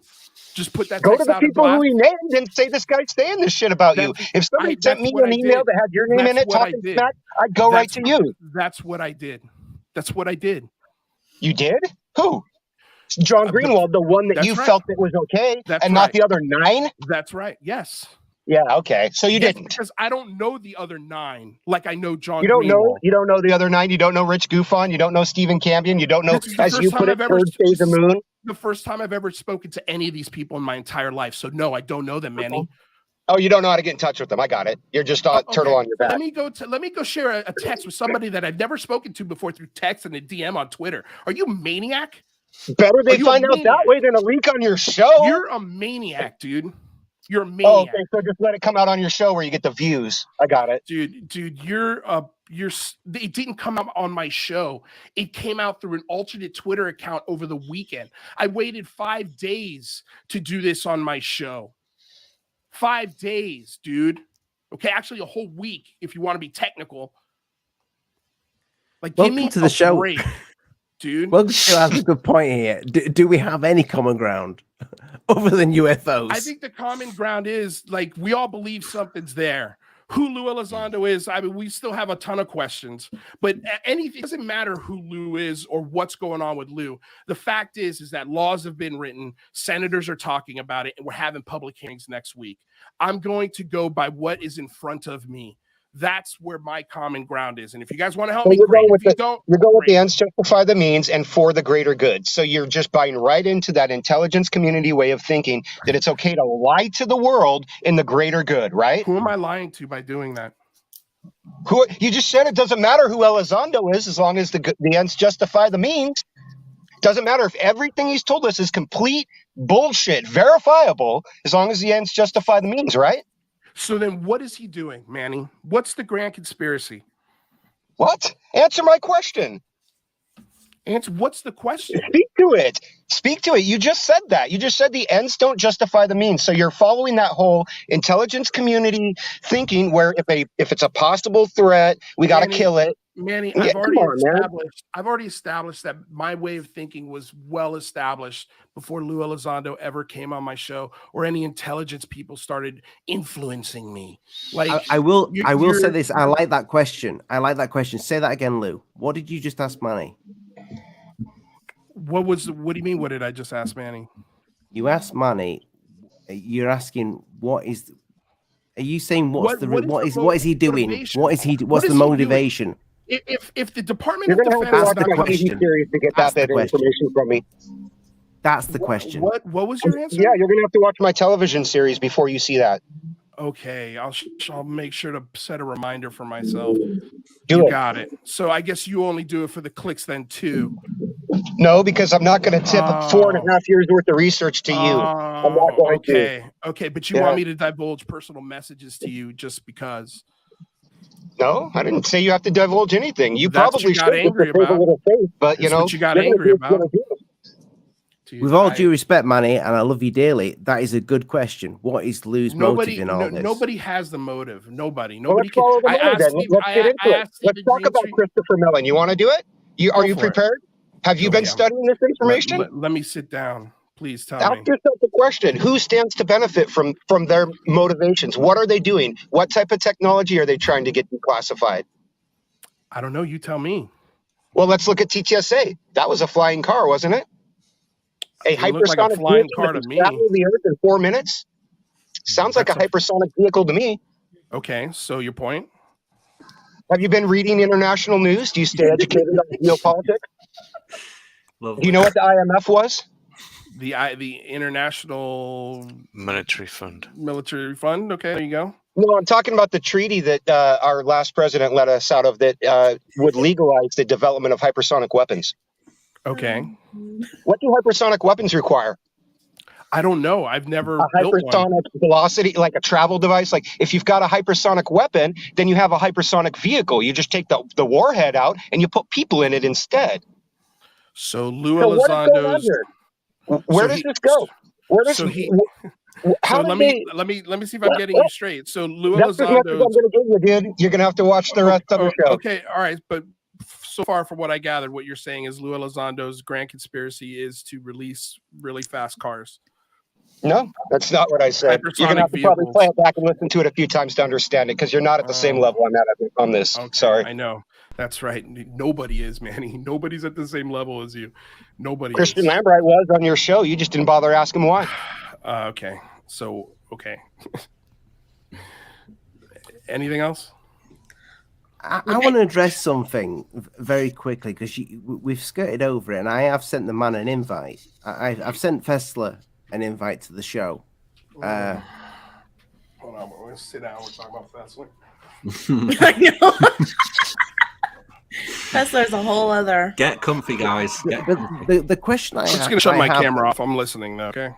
I get very little time to watch big shows because just working in the day, and I'll listen to them as podcasts. But Lou, you don't get along with Fessler, but your Lou gets along with Fessler, and he gets along with you. Have you ever spoke to Lou about Fessler? And what does he actually think of Fessler? Because he spends some time with Fessler, and he spends some time with you. You're muted, Lou. I don't know the new fascination with Fessler. I could tell you it was the thing. Yeah, I don't want to reveal private conversations. You guys are not owed this part, and it's got nothing to do really with what we're talking about. But I expressed those exact opinions. I said, I would be careful with that show. That show is not good news. They're just last June, a month after the ODNI report came out, he was doing shows with GUFON, and you guys were railing on Lou Elizondo together. Yeah. He erased all those shows, and that's why I had to use your show, Rich, to make that edit. Yeah, I don't. Not because I was picking on you guys. It's because that's all that was available. It's all I could find. Because he erased every single episode that he did bad-mouthing Lou Elizondo, and he did a lot. And he also did an episode when the girls got drunk on a live stream. Oh, right. Yep. When I think I was there for that one. I think you were. I don't know. A lot of people just play the part with us. Let's put it this way: one of the audience members ended up taking over the show for about 15 minutes. Okay. Oh, no, I agree. That was a shit show. It was that was funny. It was a hot mess. Okay. From an audience perspective, it was awkward. I'm not. No, it was fun. But what I'm saying, I'm explaining. I know that it wasn't professional or anything. And it was me and Kelly. But that was the thing that set off Thomas Fessler to start talking shit about all the girls. and he lumped. He actually all did of it you once girls in there. before with me. He did it Okay, once. I trust me when I tell yeah. you I know because I saw it. But I wish I just clipped it at the moment because then I would have had a much better edit destroying Thomas Fessler. But my point why do you is think that he was plays the thing, both sides? because he wants subscribers. No, wants why does Lou play both sides? I that's a great question, man. Well, he's counterintelligence. There's no answer. There's no answer that I got. Oh my god. Okay, exactly but what I can tell you, I made it very clear, just like I did publicly when he hired Danny Sheehan. I told him publicly, I think that was one of the worst moves you've ever done. It muddies the waters. You've got an attorney that represents Stephen Greer, who you're accusing of not accusing, but you're saying that he's pushing this false flag narrative that the government is going to do to attack American citizens and get the green light to approve their secret UFO program, right? And then on the next hand, you've got you're doing Kurt Jaimungal's channel and you're bashing everything that you just talked about. It's confusing. It muddies the waters. But going back to Sheehan, and then now he's representing you. So he represents literally, yeah. We have a disclosure clock on our wall, okay? Like Stephen Greer is 1 o'clock because he's one of the most ardent believers. Mick West is midnight because he's the most ardent skeptic. All right, like freaking Danny Sheehan's number 2. It's like a cauliflower. Okay, like Danny Sheehan. I love that. Little pinwheel. Okay, so when he's your attorney of the and it muddies the waters. And his response to me was, "I'm being emotional about it." Do you know what I think? Do you know what I think? Yeah. Problem solved, I guess. I hope you don't mind me taking that was like when he sideways. backed us. He said he had a few drinks and was kind of in a bad mood. Yeah. So that means you attack somebody on Twitter as well. I don't know. He's a douchebag. I don't care what people think of me for saying that, but he is a douchebag. He could have cleared it up with us personally as well, though. He's bullied so many people in this community. Like small podcasters, like we had 500 subs at that time, I think. For him to go on Twitter and do that to a channel like ours was ridiculous. It really was. I agree. Yeah. If I was you guys, I would have handled it differently. But well, yeah, of course. But I was very emotional. I hear you. Guilt. I mean, we only literally scratched the surface of that too. There's so much more we could have said. But when someone who I love gets attacked, of course I'm going to be a bit defensive. It's going to happen. I don't care who you are. If you Lou Elizondo or who else, if someone's attacking Artemis, then I will get. I love Josh. Me too. Yeah. Clearly, I'm just. True. My wife would love you, mate. You get more emotional when somebody you actually know or love does get attacked. It hurts more. But and we could have handled it better, but we did leave out a lot. And I felt bad about that. I did, and that's why I put out that statement. I put a public thing out. And we said we'll take down the video, but what we said was true. And what we did say was true. It came out later that he is feeding certain information to certain people and not others. And why is it privileged? And, at least that we knew would come out as the truth. Like it wasn't for clicks or whatever, it's just that we got played as well behind the scenes. And, the way he talked about us to the mutual friend that we had, it's just wrong. And it kind of goes against his 5 mission statement or whatever on his Twitter.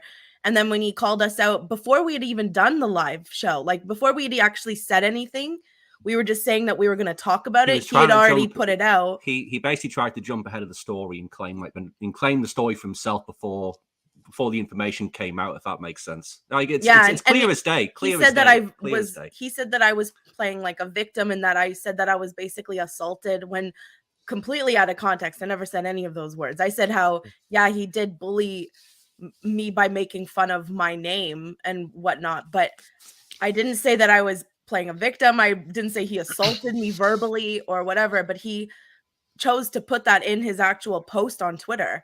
I'm like, where did I say that I was abused? I'm like, I didn't say that. I've been through worse. Let's just say that I wouldn't take it lightly. and that's why when all this stuff came out, you know, about like the text messages, and it's like revealed that there's like this secret clique behind the scenes. You know, but that's that the thing. kind of, like, I don't know. Hold on a second, Josh. I have to stop you there because I'll just finish a second, then you can come back to me with it. But that's why it kind of like, you know, it was just like a disappointment for me, because that's stuff that we try to get out for like the best of the for like the benefit of like the community, that there is this clique behind the scenes, and we're trying to campaign for transparency and truth, but there's all this bullshit and cliques behind the scenes, which is just gathering all this bullshit like information and intel and not revealing it to the rest of the community. It doesn't make any sense. But the issue is, though, Josh, is that you're jumping to a conclusion. This is one text. No. This is what I've never seen. I'm talking about the fact that Lou's been showing stuff to people.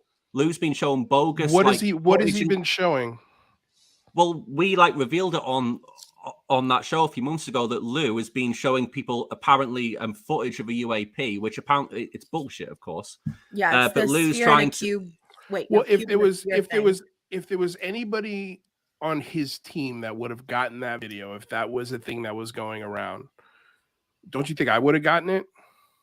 Well, he showed it physically from his phone to this person, so it was like an in-person. It was an in-person. Like thing. it was like look at this UAP video. Yeah. So it wasn't necessarily sent like. It wasn't sent in like a message or a DM. It was literally shown in person. Both times, because the other person he showed, like quote unquote biological. What was it? Biological samples, which was friend, also fake. Which the friend described to us like it looked like his children made it at school. That's like the quote from our friend who apparently like Lou apparently showed this to them, and you know we were like talking about it, and like the person basically described how it looked like his kid made this at school. Like that's how ridiculous it looked. So this is what I'm saying. Like Lou Elizondo's clearly behind the scenes, showing people garbage like footage and photos, giving people bullshit information, citing things from the sun, and you know it just doesn't make any sense. Yeah, doesn't make any sense whatsoever. It doesn't work.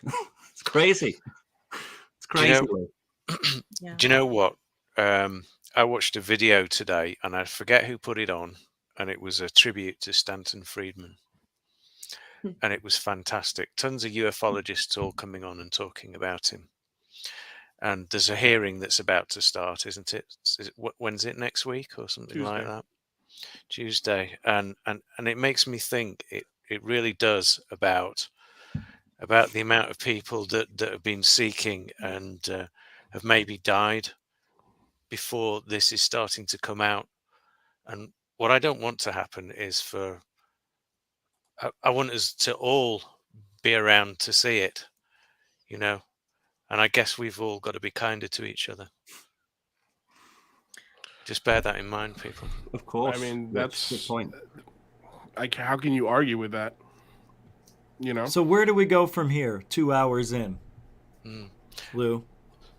I tell you what, I can't change 100%, but I'm always trying to be a better person for the general public. I mean, but I am who I am, and I always work on that. And you know, sometimes after the show, I'll say, "Fuck, I can't believe I just said that." I don't even watch some of my shows because even I get cringeworthy shit coming out of my own mouth. I mean, I know. You know, I know. You see it sometimes. I'm sure when I'm live, I'm like, shit. But you know what? They're just opinions. They don't mean anything to anybody but myself. And if anybody else is, you know, if they're influenced by that, you know, for a few jokes, and even if they're a little rude, you know, then that's on them for believing me. I say, don't believe anything I say. Do your own research, because I'm fallible. I'm not perfect, and I tell you though, listening to you speak for the last couple of hours, I understand you a little more. I get where you're coming from. I think you do get me. I do. I really do. Especially after you explained, you know, living in New York and knowing Florida and all that. But I'd like to open up the lines of communication. It doesn't have to be everything at once, but if you're open to it, here's the thing, man. Like, and I'm just gonna be brutally honest with you, right? If we're sitting here, especially after what Rich N just said, like for me, like if we're trying to heal, and this is why I want Lou Elizondo back on the show, we have to come together and apologize to each other. We have to apologize. And I believe you do owe Christina Gomez an apology. And she's my fucking friend. Like, she's my friend. And that kid works her ass off. Like, if you knew the stuff she does behind the scenes and the reason why she speaks the way she does, and the thing, like, she's got a full-fledged business that she runs that is building. You have to stop calling her a kid. Hold on a second. I was 21. I was working 3 jobs while in college. Artemis, please, let's not make this about you. Okay, that my not point about is, me, but I had. But you're making it about you. May I finish? So okay, that's wonderful. Not a kid. And you're a grown woman now. Okay, would you like people talking to you like that as a 21-year-old kid with 3 jobs?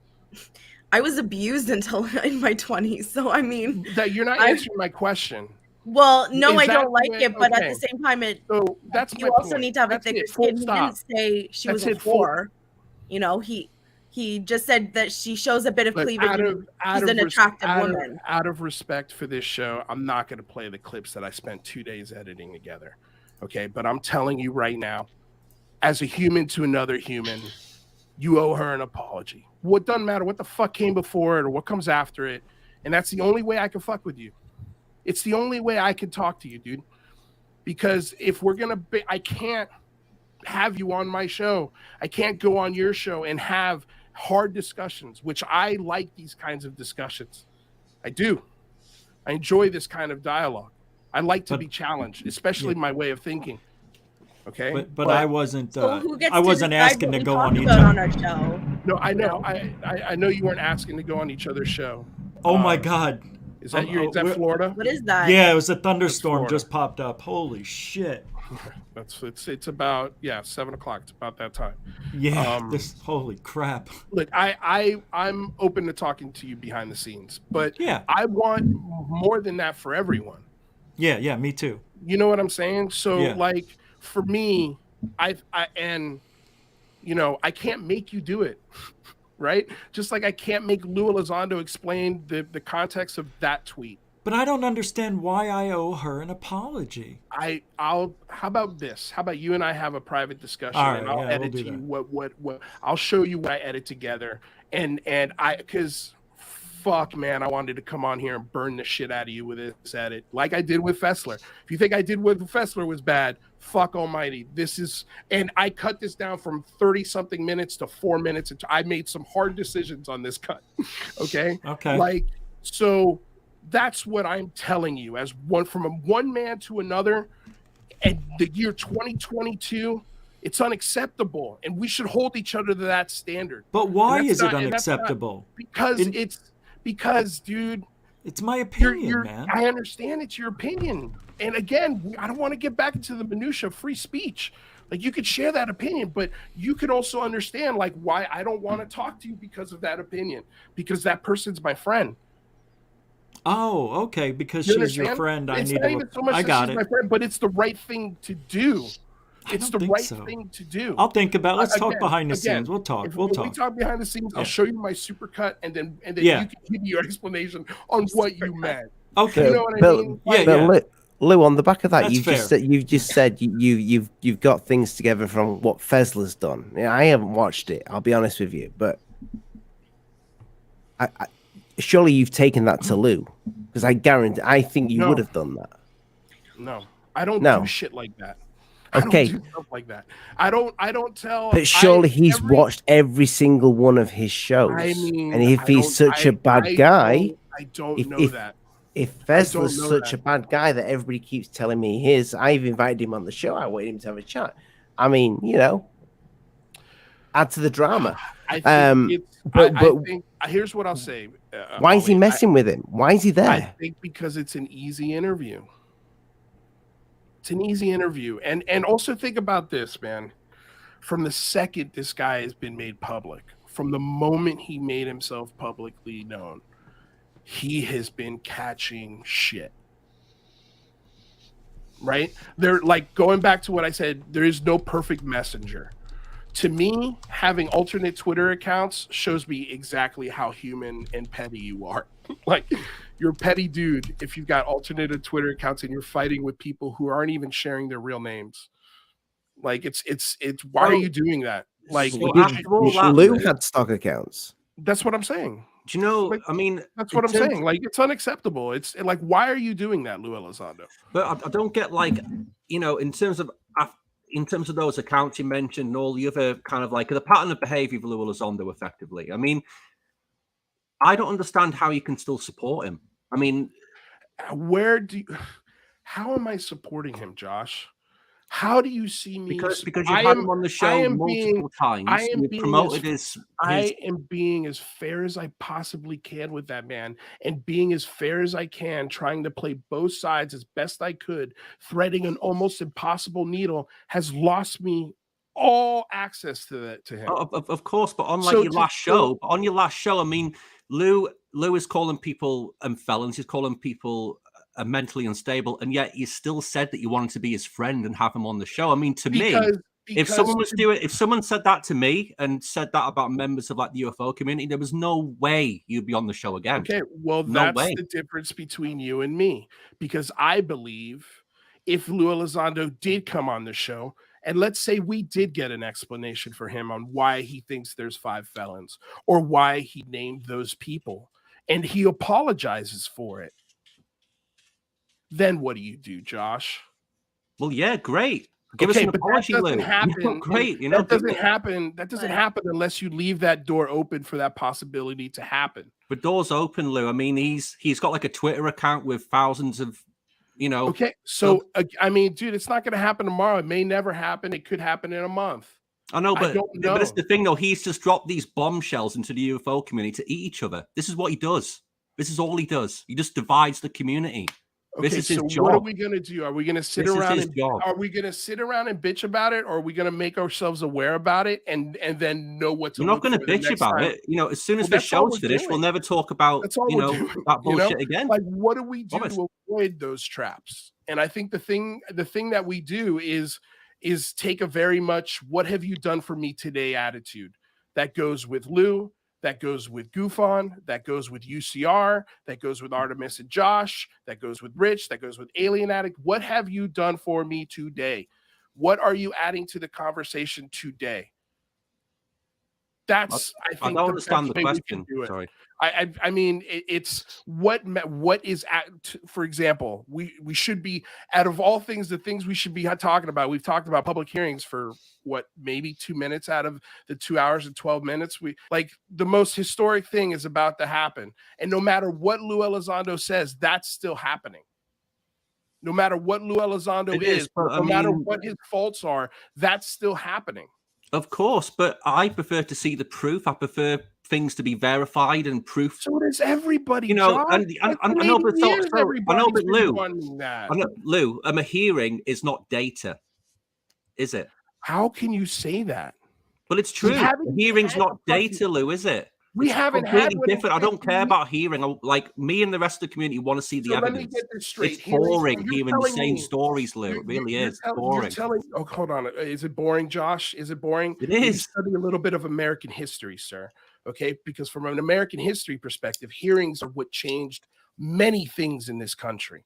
Many fucking things. But we've also had these hearings twice in the past, twice in the 60s, Lou. Nothing's changed. The last time this happened was 50 years ago, Josh. Yeah, and nothing's already bashing the process and the result before it's I'm not bashing it. I'm not bashing it. I said before I think it was about an hour ago now, but I hope I'm wrong. I hope the hearing's a success. I hope we get the evidence. I hope we get the data, but history will tell you that that's not going to happen, Lou. It's not going to happen. I disagree. It's fine. I disagree. And I think hearings. I hope you're right.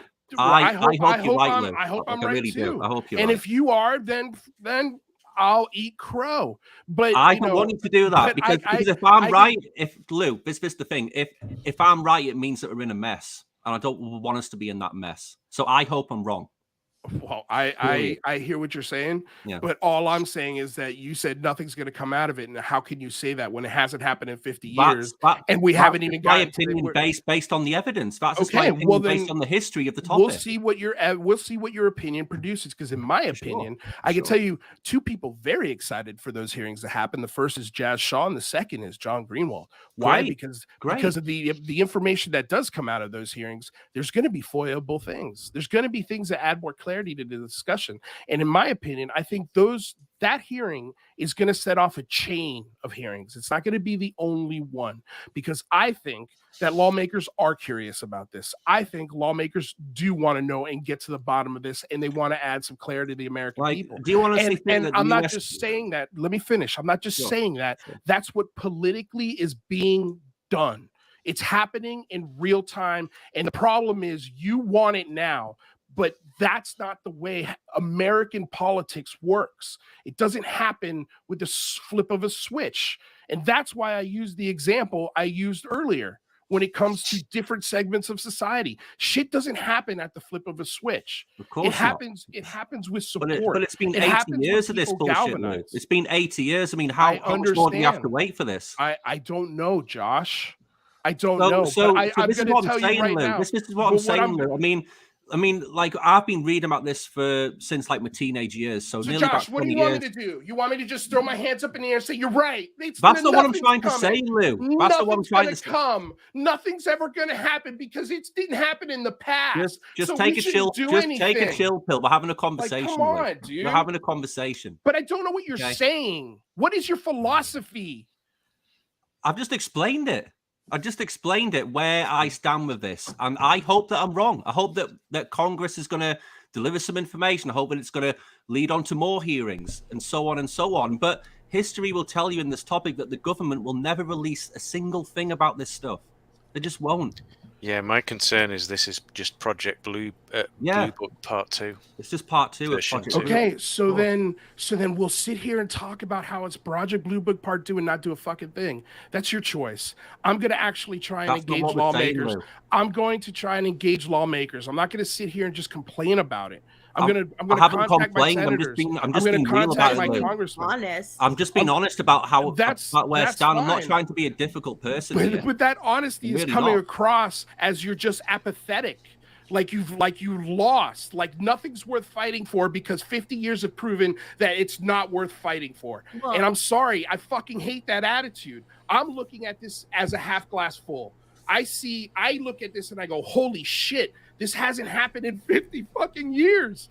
And now we got a shot. And lawmakers are actually talking about it. And you want to sit here and complain about what didn't happen 50 years ago. I'm not complaining. Have we lost our minds? I'm not complaining, Lou. That's not what he's saying. It's just being realistic. I'm just a realist. History, I'm just a realist, Lou. So look, then what do I'm we coming do, at Josh? this. With your realism, what do we do? Look, I've told Josh that I hope that even just a breadcrumb comes from it. And it's okay to like think a bit differently because Josh has been researching it longer, that he just looks at it in a more realistic way based on history. But again, he has said multiple times, even just to me, that, you know, he hopes that I'm wrong, but based on clear evidence. And, you know, even the FOIAs that do come out, that's only what the government wants to release out. Like, they're only going to release the information they actually want out there. So who's to say we're not being manipulated in those as well? I mean, the CIA. I mean, Lou. I mean, if you go back to like the 60s, the CIA claimed responsibility for so many UFO reports in like the 60s, and you know, so how can you say that that's not the scenario now as well? I mean, this whole topic has been rife with disinformation, lies, and people trying to people trying to make a buck. Okay, I agree with you. I agree with you. Been going on. I agree with you, Josh. Now what? You gotta lose in a ways, right? And Josh, you everybody's right. You can't win if you don't play. So what do? Just sit back and do nothing? Of course not. You gotta keep trying. There's got to be something else. I mean, and this is the whole point of the conversation today. Is to bring us together. What else does there have to be? What else do you think needs to happen, Josh? I don't have a clue, Lou. I don't have a clue. Well, one day, but no one has the actual answer. But we can't rely just on the government. That's like a question what no one can answer. So to shake your head at me for that is a bit silly because no one can answer that. No one can answer that. Yeah. One day, what, Rich? So then, what's your point? Even Lou Elizondo one day we're going to have to do something. We're going to be asked to do things. It might be spend more taxes on things. It might have government money channeled to some things that we can't afford to have. You know, like away from social and into military. There could be lots and lots of things that happen. Okay, now it's important that we don't lose out, you know, and on something that is somebody's feelings or somebody's opinions on evidence that is vague. We have to, if we're moving our society along, it has to be on the basis of something that's scientifically verifiable. Exactly. You don't see that trending in that direction, this discussion? No. I disagree. We got three videos, very murky. And but you've also got pilot testimony with those videos as well, right? You have to say that. No, not one of those five observables is seen in those videos, apart from lift without propulsion. Propulsion, yeah. There's no other of those five observables, and we're meant to take that on faith. I agree with you, but you're just putting it as three videos that don't display the five observables. There's also pilot testimony that goes along with those videos that you're not considering. Not just one pilot, but four. Four highly trained pilots are testifying in classified briefings on what they experienced in those particular events. Yes, but those are the facts that they've testified that, but that's what they're seeing, and their impression of what they're seeing is two different things, possibly. Of course, that's possible. We don't know what they saw. You're right. You know, you're absolutely right. They could be seeing laser-induced plasmas. They could be From seeing. Who? They could anybody. Laser-induced plasmas. Absolutely. Okay. Look it up. I know I'm familiar with the technology. I get it. But I mean, again, you know, going on a 20-year fighter pilot testimony, one of the best on the planet at what he does. I mean, that holds a lot of weight. But regardless about that, the original question is, you don't see it trending in the direction that I see it trending. And I think that just those three videos, even though they didn't provide the five observables that we talk about and everybody wants to see, they did provide a spark for science to start taking this discussion very seriously. And Avi Loeb is taking this discussion very seriously. And the SCU is taking this discussion very seriously. And the organization, the AIAA, that Ted Rowe is providing information for, is taking this very seriously. The trend of where this discussion is happening at tables that were not happening 5, 10, 15, 20 years ago. Like when you go and you listen to Lex Fridman talk to Gary Nolan and the dinner parties that he also worked with Stephen Greer. Well, at one point, that's fine. But when he's talking about going to university dinner parties, and at the table, the question gets asked about UFOs, and either one of two things happens: either another scholar at the table chimes in and tells their UFO story, and then it gets the whole table talking, and it's safety in numbers. Or the second thing that happens about it back in the 1990s. No, but what I'm saying is UFOs at university. I don't think they're happening not with funding. And that's where the conversation, I think, is different. They're actually getting funding to look into these things. And I think more funding is coming on the way, depending on what happens in these hearings. And again, if I'm wrong on this, I'll eat the crow. But if you're looking at it from a political perspective and you take a step back, all of these things that are happening All these dominoes that are falling, politically speaking, are only going to be good for people like us as far as just getting more data or some more clarity. I mean, Lou Elizondo aside, like this stuff has nothing to do with him. Like we're talking about senators and congressmen now, and lawmakers and committees and subcommittees. Like they're looking at the data and they're saying, this isn't good enough. We want more.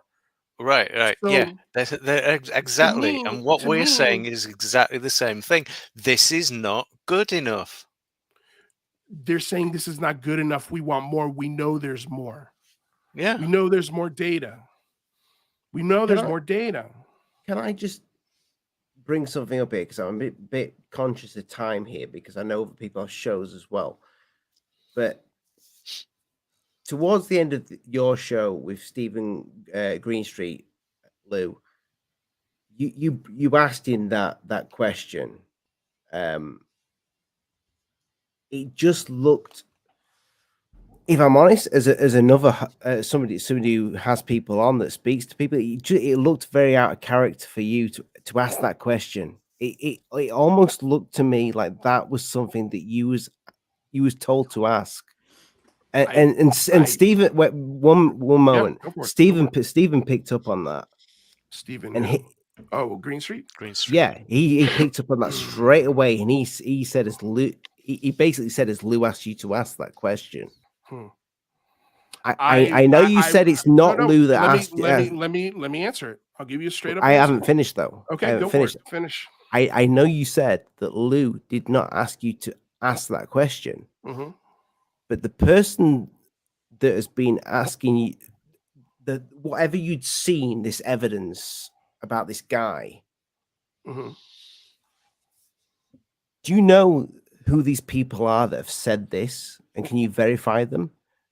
Or could they just be accounts that have been made up by somebody else to try and get you to ask that question? I don't really understand why you asked that question at that point in the interview. It looked very odd. Because here's why. Because I knew the interview was coming close to an end. We were scrambling around, and I did not want. I did not want to get accused after the show of not asking him the tough questions that everybody was complaining about when it came. Who's everybody? Okay, let's just pull up the tweet, shall we? Let's just pull up the tweet, because this is the exact same question that Greenstreet asked me, and I explained this 2 hours ago. Everybody is everyone who responded to the announcement of the show, and the actual question, the actual felon question, came from our listener Matthew Riot.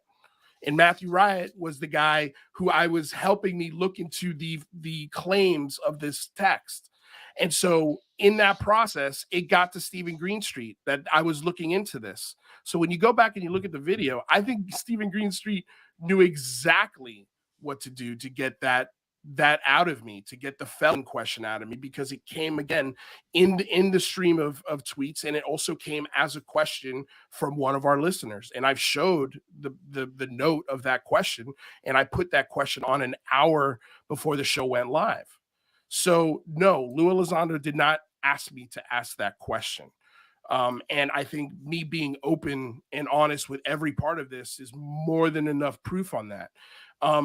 Again, Stephen Greenstreet heard that I got an email from Lou Elizondo with his name on it, calling him a felon. And so when I asked the question, okay, and I looked at my computer screen, and the question was there, and again, it was messy, it was jumbly. I was dealing with tech issues as far as the sharing screen thing that I explained earlier. And when I saw the question, part of that came out, because again, I'm trying to ask Stephen Greenstreet a couple of things. Can you tell us about the tweet you sent out with the African-American woman comparing the art to Michelle Obama? Can you talk about the statements that you made about hitting women in some sort of Reddit thread or something like that? Can you talk about you being accused as a felon? Those are the three things I'm trying to wrap up very terribly in one question. And the second I said felon, watching Street's reaction, he knew he had me. He's like, okay, now we could talk about this, because you said felon, and he thinks that Lou Elizondo is asking me to ask him that, when that's not the case. That question genuinely came from trying. Why did I what? Why did you say to Stephen Greenstreet, you said, listen, we'll speak after the show? Because I will tell you and I will show you. Because what was there to hide? Because there was I didn't want to reveal a private message that I thought nobody else had. So I had to verify with Stephen Greenstreet what he had before I just start revealing text messages, because he didn't say it was a text message. He said it was an email. And it wasn't. Is Stephen happy with that outcome? What do you mean is Stephen happy with the outcome? What you showed him after the show. I don't know if he's happy about it, but he believed it. Okay. Fair enough. Okay. So like he had heard that rumor. He heard his name because I was checking, and I'm pretty sure it was Matthew Riot that told him, hey, people are asking about this. Just so you know, we're looking into it. Who's asking?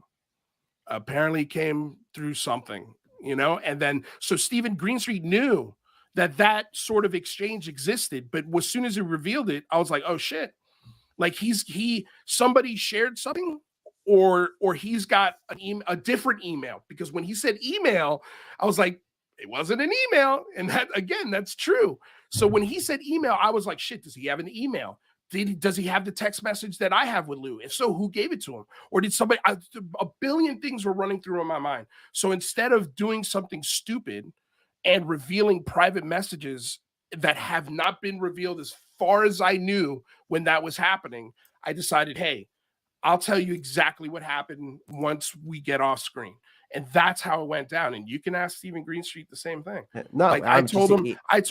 At first I was like, dude, who told you? Like I went through my whole team. I went through Greenwald. He's like, I'm not telling you. He wouldn't tell me. 100% though, he wasn't expecting that question. I don't know that. You have to ask him. You could see in his face. I don't know if it seemed like he was. To me, it seemed like he was trying to get me to ask that question because he knew that question existed. But I didn't know that he knew that question existed. Does that make sense? Why would he try to get you to ask that question? Because it's damning to Lou Elizondo. Like, it's a damning text. If it's true.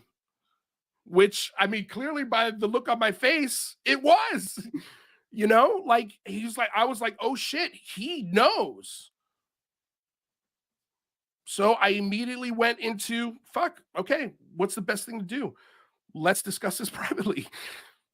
That's me thinking in real time, trying to control the damage. But after that happened, I started seeing Twitter messages over the weekend from Rob Heatherly and this guy Dick Butt, literally giving exact where commas were between words. And I was like, they have the text. So as soon as I knew that, I was like, why? You guys clearly have the message, so just release it. You guys have it. Please do me the favor, release it so I can get this off of my ass, because I don't want anything to do with this. I didn't make the list. What did Rather Be Squitting think of all that after the show? Well, I'd Rather Be Squitting knew about this list way before. He knew pretty much when I found out about it. I was like, bro, I got to tell you something. Like, I just need to bounce this off of you. Like this is what he told me. But I never took a picture of the text message, and I never sent that to anybody. I would just tell them what was said. I would be like, this is what's said.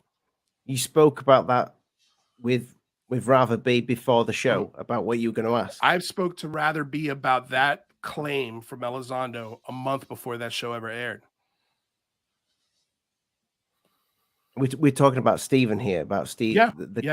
Yes. I told. Are you asking me if Rather knew about the felon question? Yeah, before the show. No, I didn't even it wasn't a question I was like dying to get out there, right? It was, how do you put those three questions that I just mentioned, right, into one delicate question? And it was difficult because I was getting pushed up against the time because the show was ending, and I also wanted to fulfill the angry mob that discredits Stephen Greenstreet's work. That was the point of the question when I asked it, because all of these people are hating on him. And in some cases, it's validated because he's very rude online. I mean, he was rude to me this morning, and I was giving his work love, and he was being a snippy little asshole with me. You know, that's just the way he is. It's not my vibe. I really don't love it, but God damn it, he does great work. And so when I hear all of these claims, and then we verified, we know it's not it's bullshit.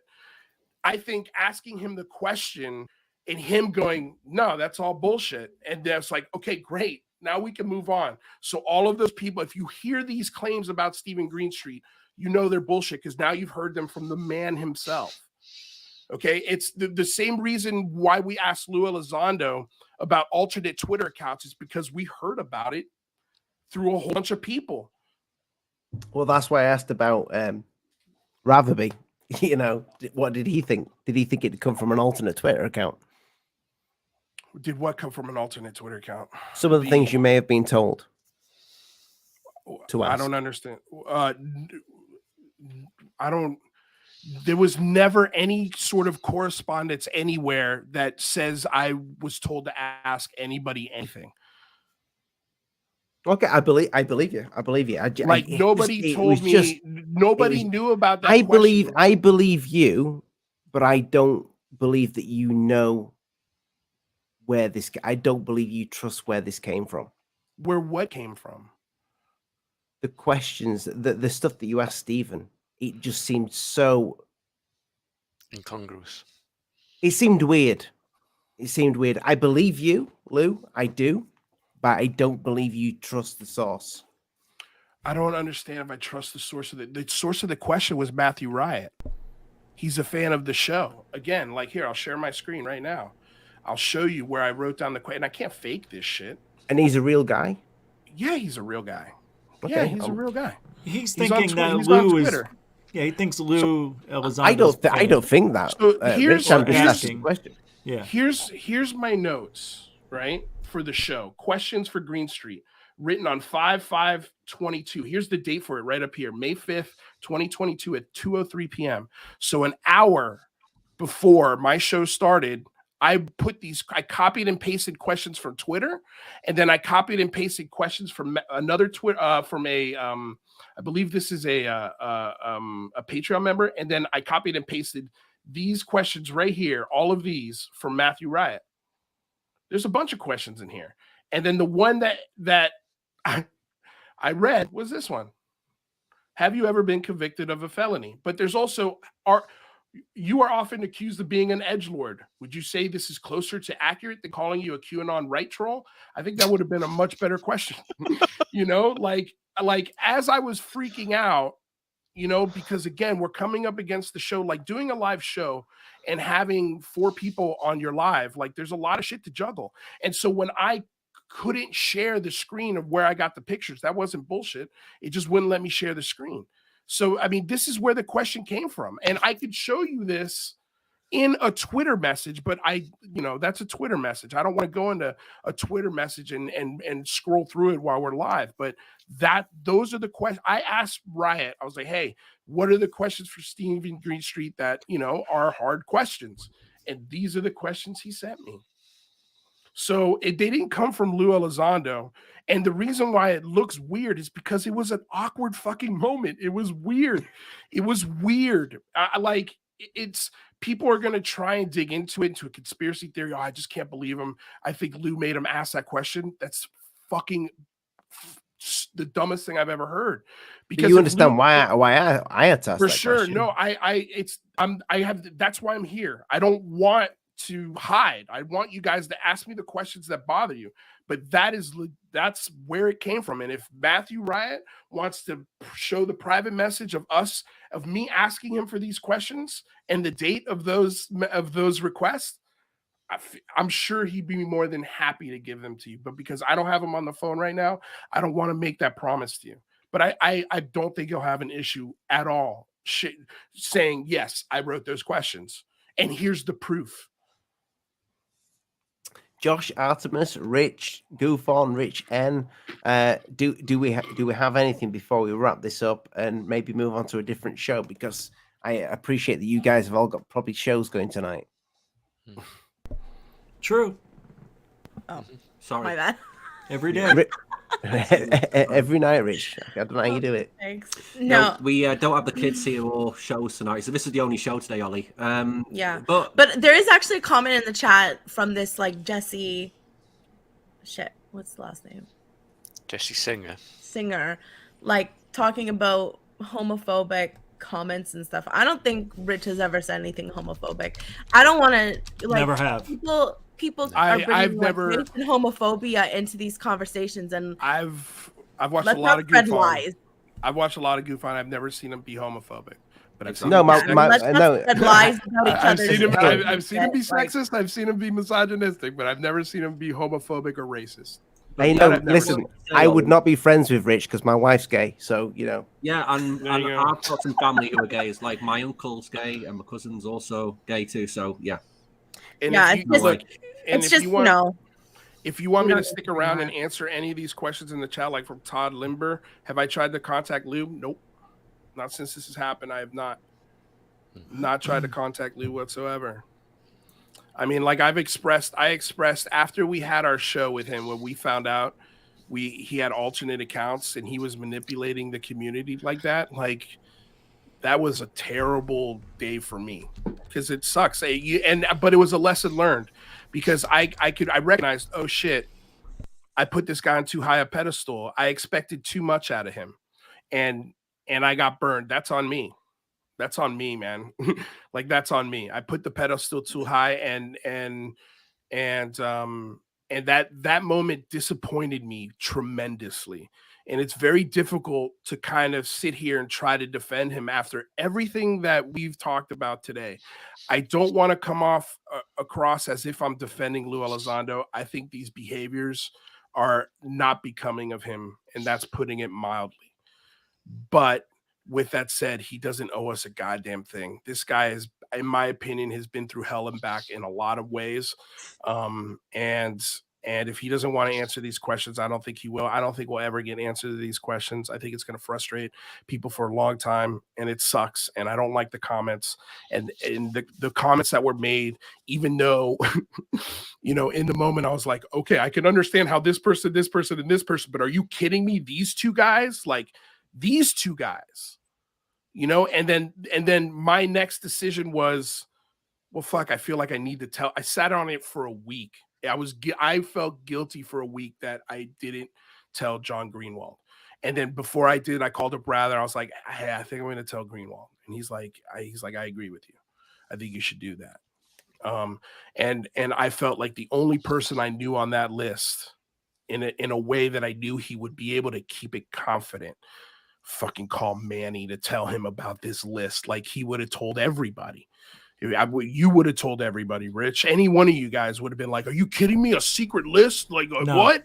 I have so many secrets. I wasn't surprised. I'm just saying. Out of the people, that was the person I'll die on the John Greenwald hill. I got no issue with that because John Greenwald does everything by the book, and the knock on him, you know, from these guys is, well, he doesn't really, you know, FOIA only reveals so much. And I agree. FOIA only does reveal so much.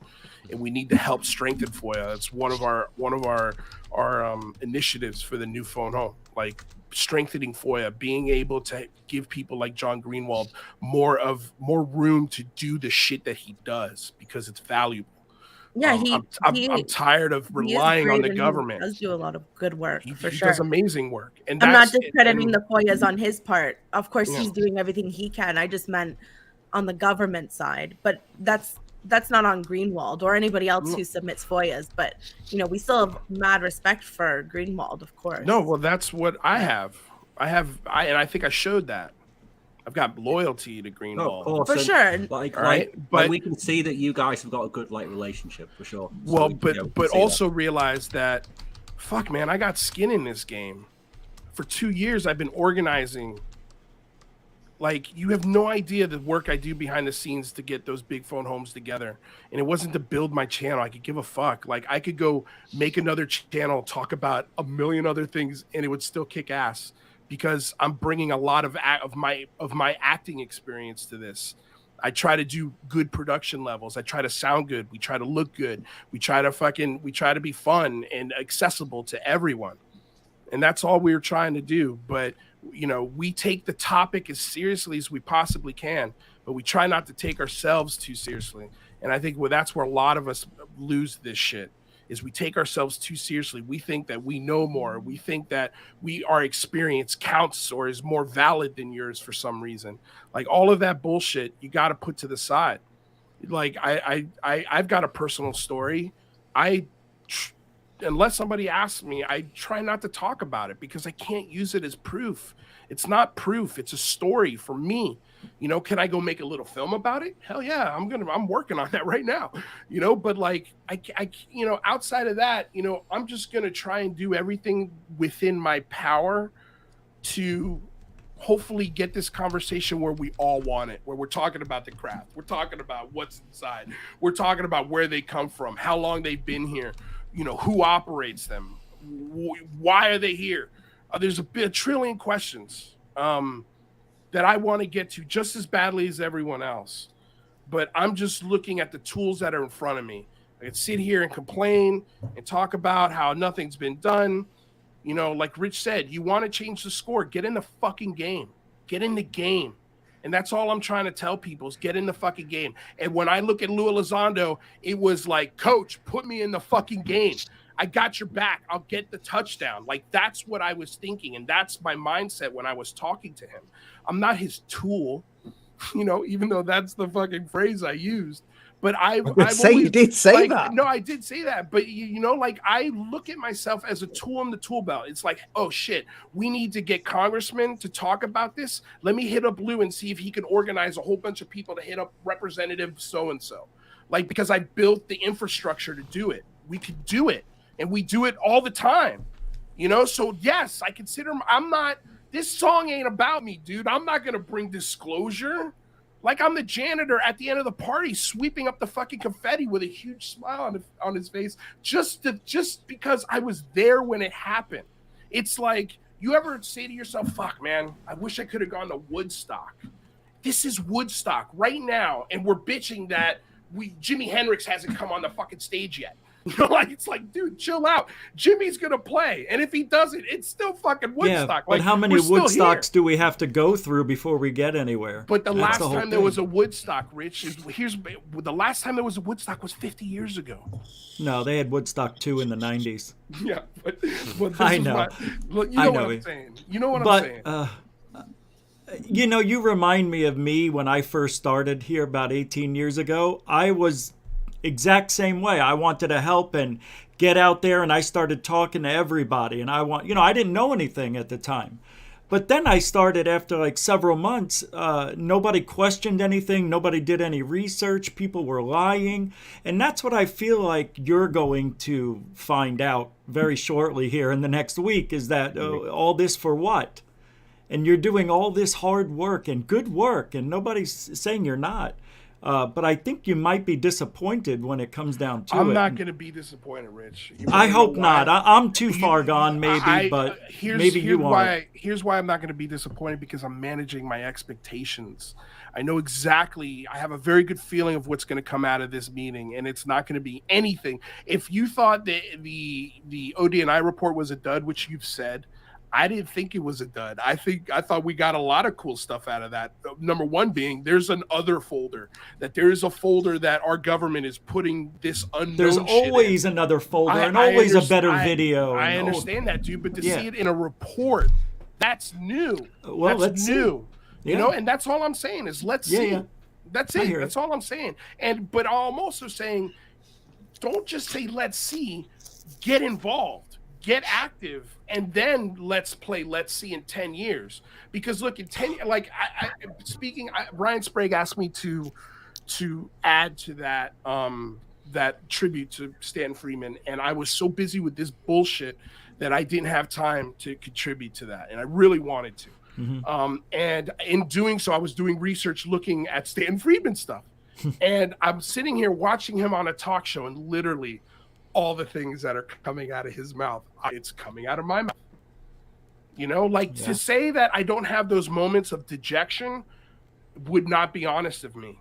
I have those moments all the time where I'm like, just like you, Rich, where I'm like, this is all fucking bullshit. I'm fucking angry. Why are they doing this? I think the exact same things you do, Josh. I think the exact same things you do, Rich and Ollie. Like, this shit frustrates me some days. And some days I feel like I'm wasting my fucking time.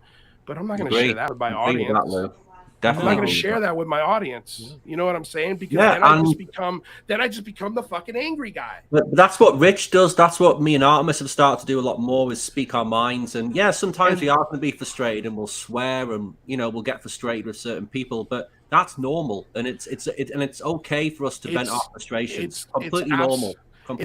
It's absolutely normal. But what I would suggest to you, if you want growth and you don't want this fucking subject to drive you nuts, vent that shit off air.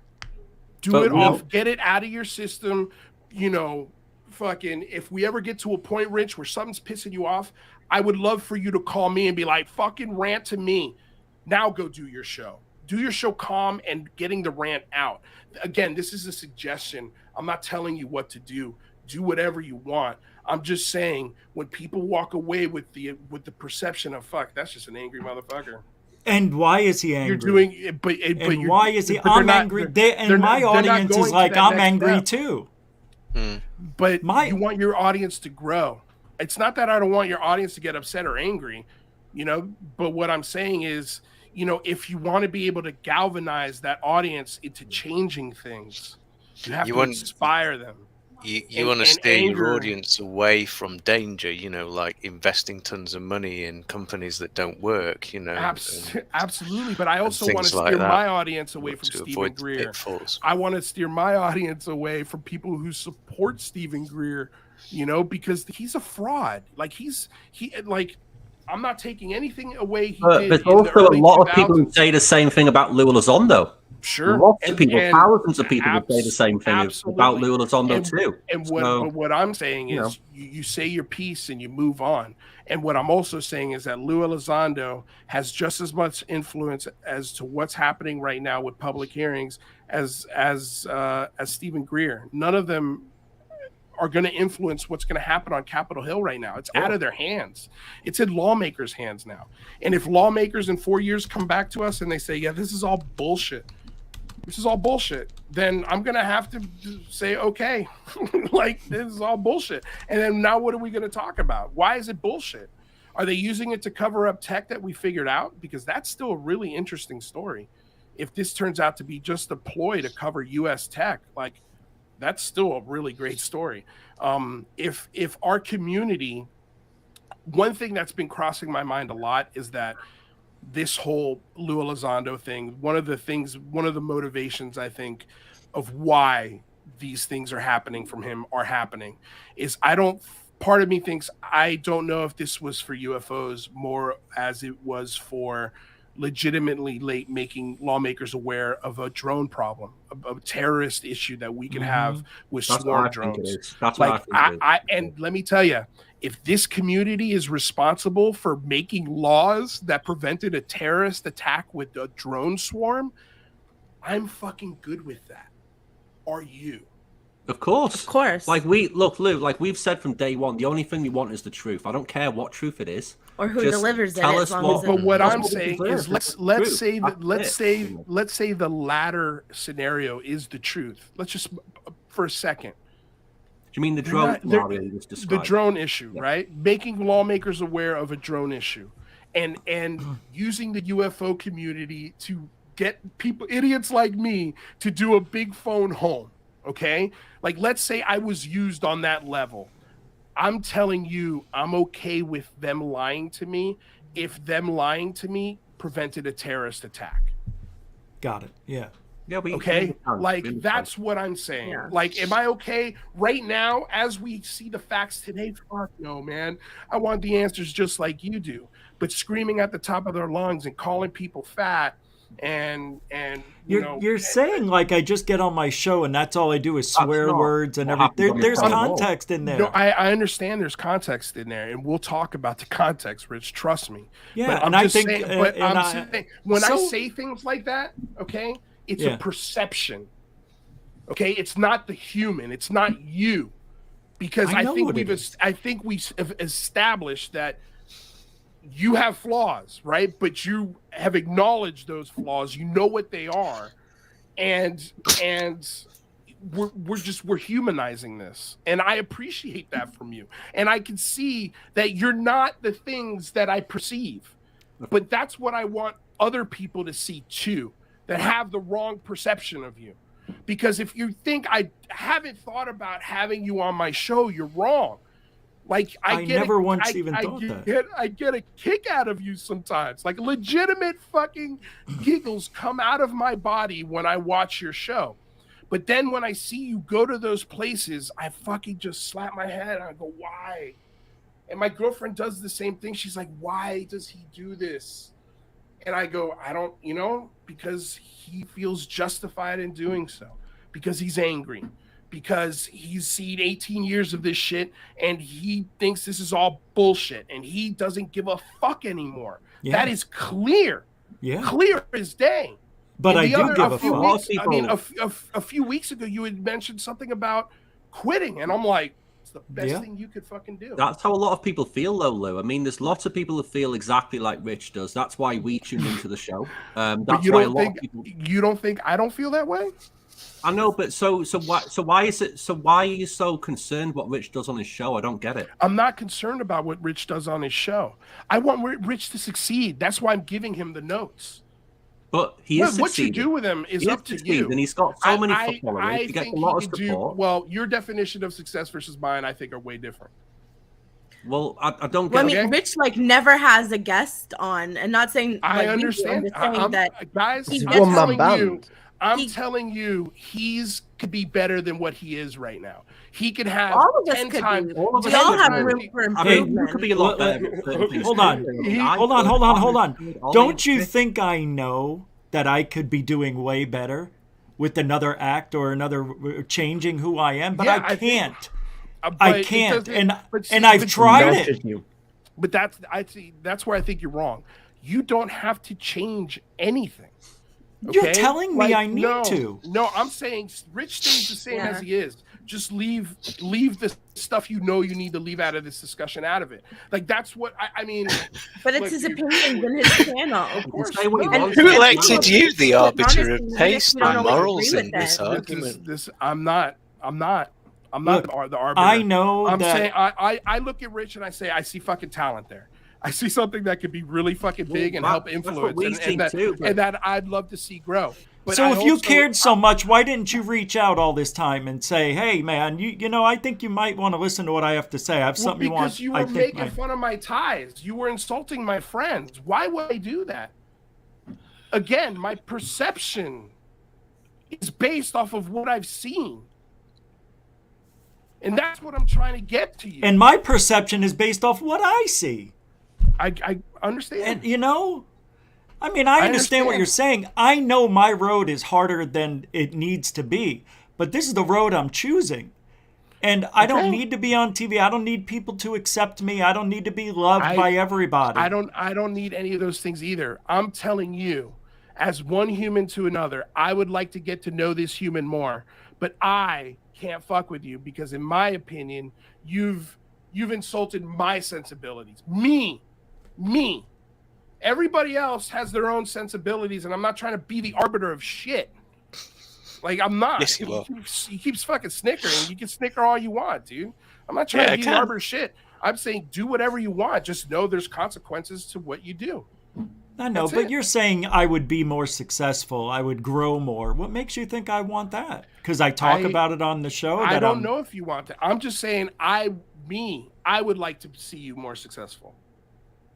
I would like to see GUFON be a place that I could share. But it is a place that I got it. I hear you. Yeah, no, I got the same thing from Third Phase. Yeah, I know. Third Phase told me the same thing. Exact same thing. Okay, so I'm not being an asshole here. I'm just giving you my criticism. Okay, I know. That's it. And how it affects me. But fuck, dude. Like, this is not a knock on your fans. I know why your fans like your show. But what I'm saying is I'm looking at your fans. I'm going, fuck. I think he could be bigger. He could do better. Okay, so and I'm sorry for thinking that. No, it's okay. I just think it's It's an interesting perception, one that I've heard before, of course. But I forgot what I was going to say. Shit. It's all right. It'll come back. But no, I appreciate the insight, but it feels like you want me to follow a certain thing that everybody can enjoy. And I don't know what you want from me to leave out. I don't want it when I talk about other people. I don't. What I want is I'd love to establish a relationship with you. But my problem is, and this is what I'm telling you, is that my perception of you and the things that I've seen, I'm hesitant on being friends with you because I don't agree with the shit that comes out of your mouth. To turn around and say that that's me trying to tell you how to do your show or what I think you should do. No, that's what it sounds like. I'm giving you again. I'm playing producer here. Like I'm just putting on my producer hat and I'm saying, hey, like I look at you and I think you're one of the more talented people that you can't like. I watch other shows. They don't catch my eye like yours does. And from a producer perspective, I'm just like, fuck, dude. I wish he could channel this anger in different ways. I'm not saying don't be angry. I'm just saying don't, like Artemis said, like we can't start the conversation on insulting people. And that's all I'm saying, dude. Like I want to be friends with you, but because you've said the things you've said about people that I care about, I'm insanely hesitant to do so. I understand. And that's all I'm trying to get you to understand. And I know Rich hates me. He keeps popping in. I don't know what the hell's going on with him, but like, my parents are fucking Cuban defectors. They were forced at gunpoint off of their land. Freedom of speech is something that I hold incredibly fucking dear to me. But people always throw around freedom of speech as if there's no response to it. There's always a response to your freedom of speech. I would say absolutely. Always. Without making people uncomfortable, there wouldn't be conversations. I would say, looking at here, it takes people a while to get. You've been going, what's your channel? I'm on your channel now. It says joined 2011, and you've got 10,000 subscribers. Okay, 10.5K. Rich I started has got GUFON. GUFON started with 200 subscribers. In 2019, I started the show. He's not. Rich is not doing. He's 2K behind you. No, I opened a YouTube account in 2011. Okay, I didn't start the show till 2 years ago. Right. Oh, right. So you're only 6 months ahead of me with all those Lou appearances and all the other great guests. Appearances, yeah. I've done very well. But who's? I've got more subs than you. You've got more subs than me. Who gives a shit? That. At the end of the day, channels are channels. It's not. We all have a voice. It's not about the subs. I'm giving you why I want to be friends with Rich and why I can't be friends with Rich, and then I'm giving you why I would love to see Rich do more than what he's doing now, because I think even no matter how much you love his show. It's very difficult to copy and paste and share that link with people outside of this conversation. There is so much stuff you could share in 2 hours every night. That's ridiculous. There's a lot of times where I talk and there's shows where I don't cut anybody down more than half. Dude, I'm not saying as a matter of fact, it's very rare that I do that. But my thing is I can't share your show with friends outside of this topic because I know eventually you're going to come across a show where you say the thing that they're like, why the fuck did you share this with me? This guy is crazy. And then you would say, well, you don't know him. And then they'll be like, well, I don't want to know him. Right. And then there's that awkward conversation. Yeah, I get it, man. This is all like I get it. Like to sit here and say like I don't care about freedom of speech, dude. Like if I didn't, I would have striked Manny's video for taking clips out of my show. I didn't do that because I knew immediately it was fair use. Immediately. Speaking of Manny, he didn't disappear. He was driving and he had to knock it off. That's fine. We're gonna have to do a face-to-face, me and Manny. That's not a physical threat. But it's just I don't think this will work out over a Zoom chat. You need a proper talk. Yeah. He's speaking of driving. I'm driving at 6 a.m. So we've been going 3 hours, guys. Wow. By all means, carry this over onto a different show. But Lou, I want to thank you first of all for coming on and addressing things.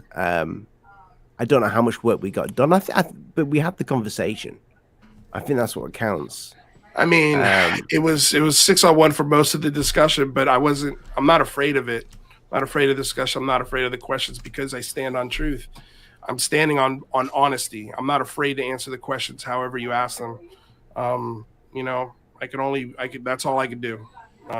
No, I listen, I appreciate you coming on. No problem. It was welcome on anytime.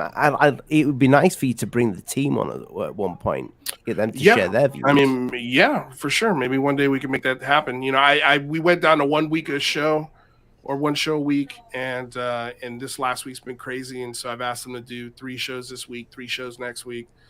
So yeah, we'll do it. I'm just, I don't want to burn them out. They've been doing 3 shows a week for the last almost 2 years, and they've worked their asses off, and nobody makes money off this channel but me, just because it's one of my own 2 sources of income. People appreciate the show, mate. Keep on going. Keep asking the questions.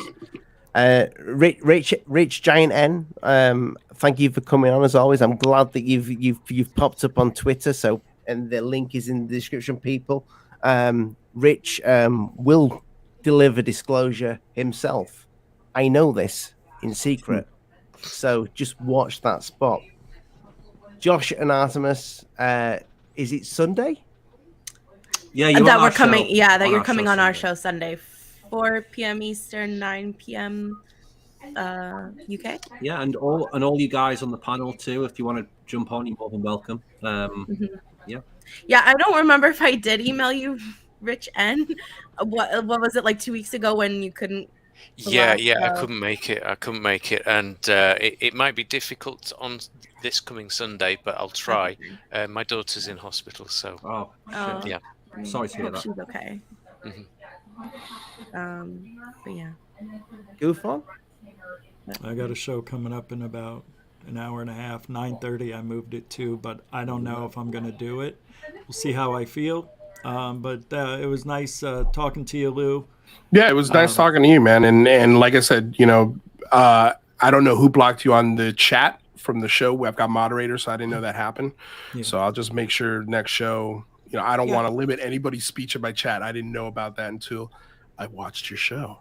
That's okay. Yeah. So, just FYI on that. But you're more than welcome to reach out to me on Twitter. And again, if we want to sit down and have a private one-on-one, and I'll show you what I have issues with.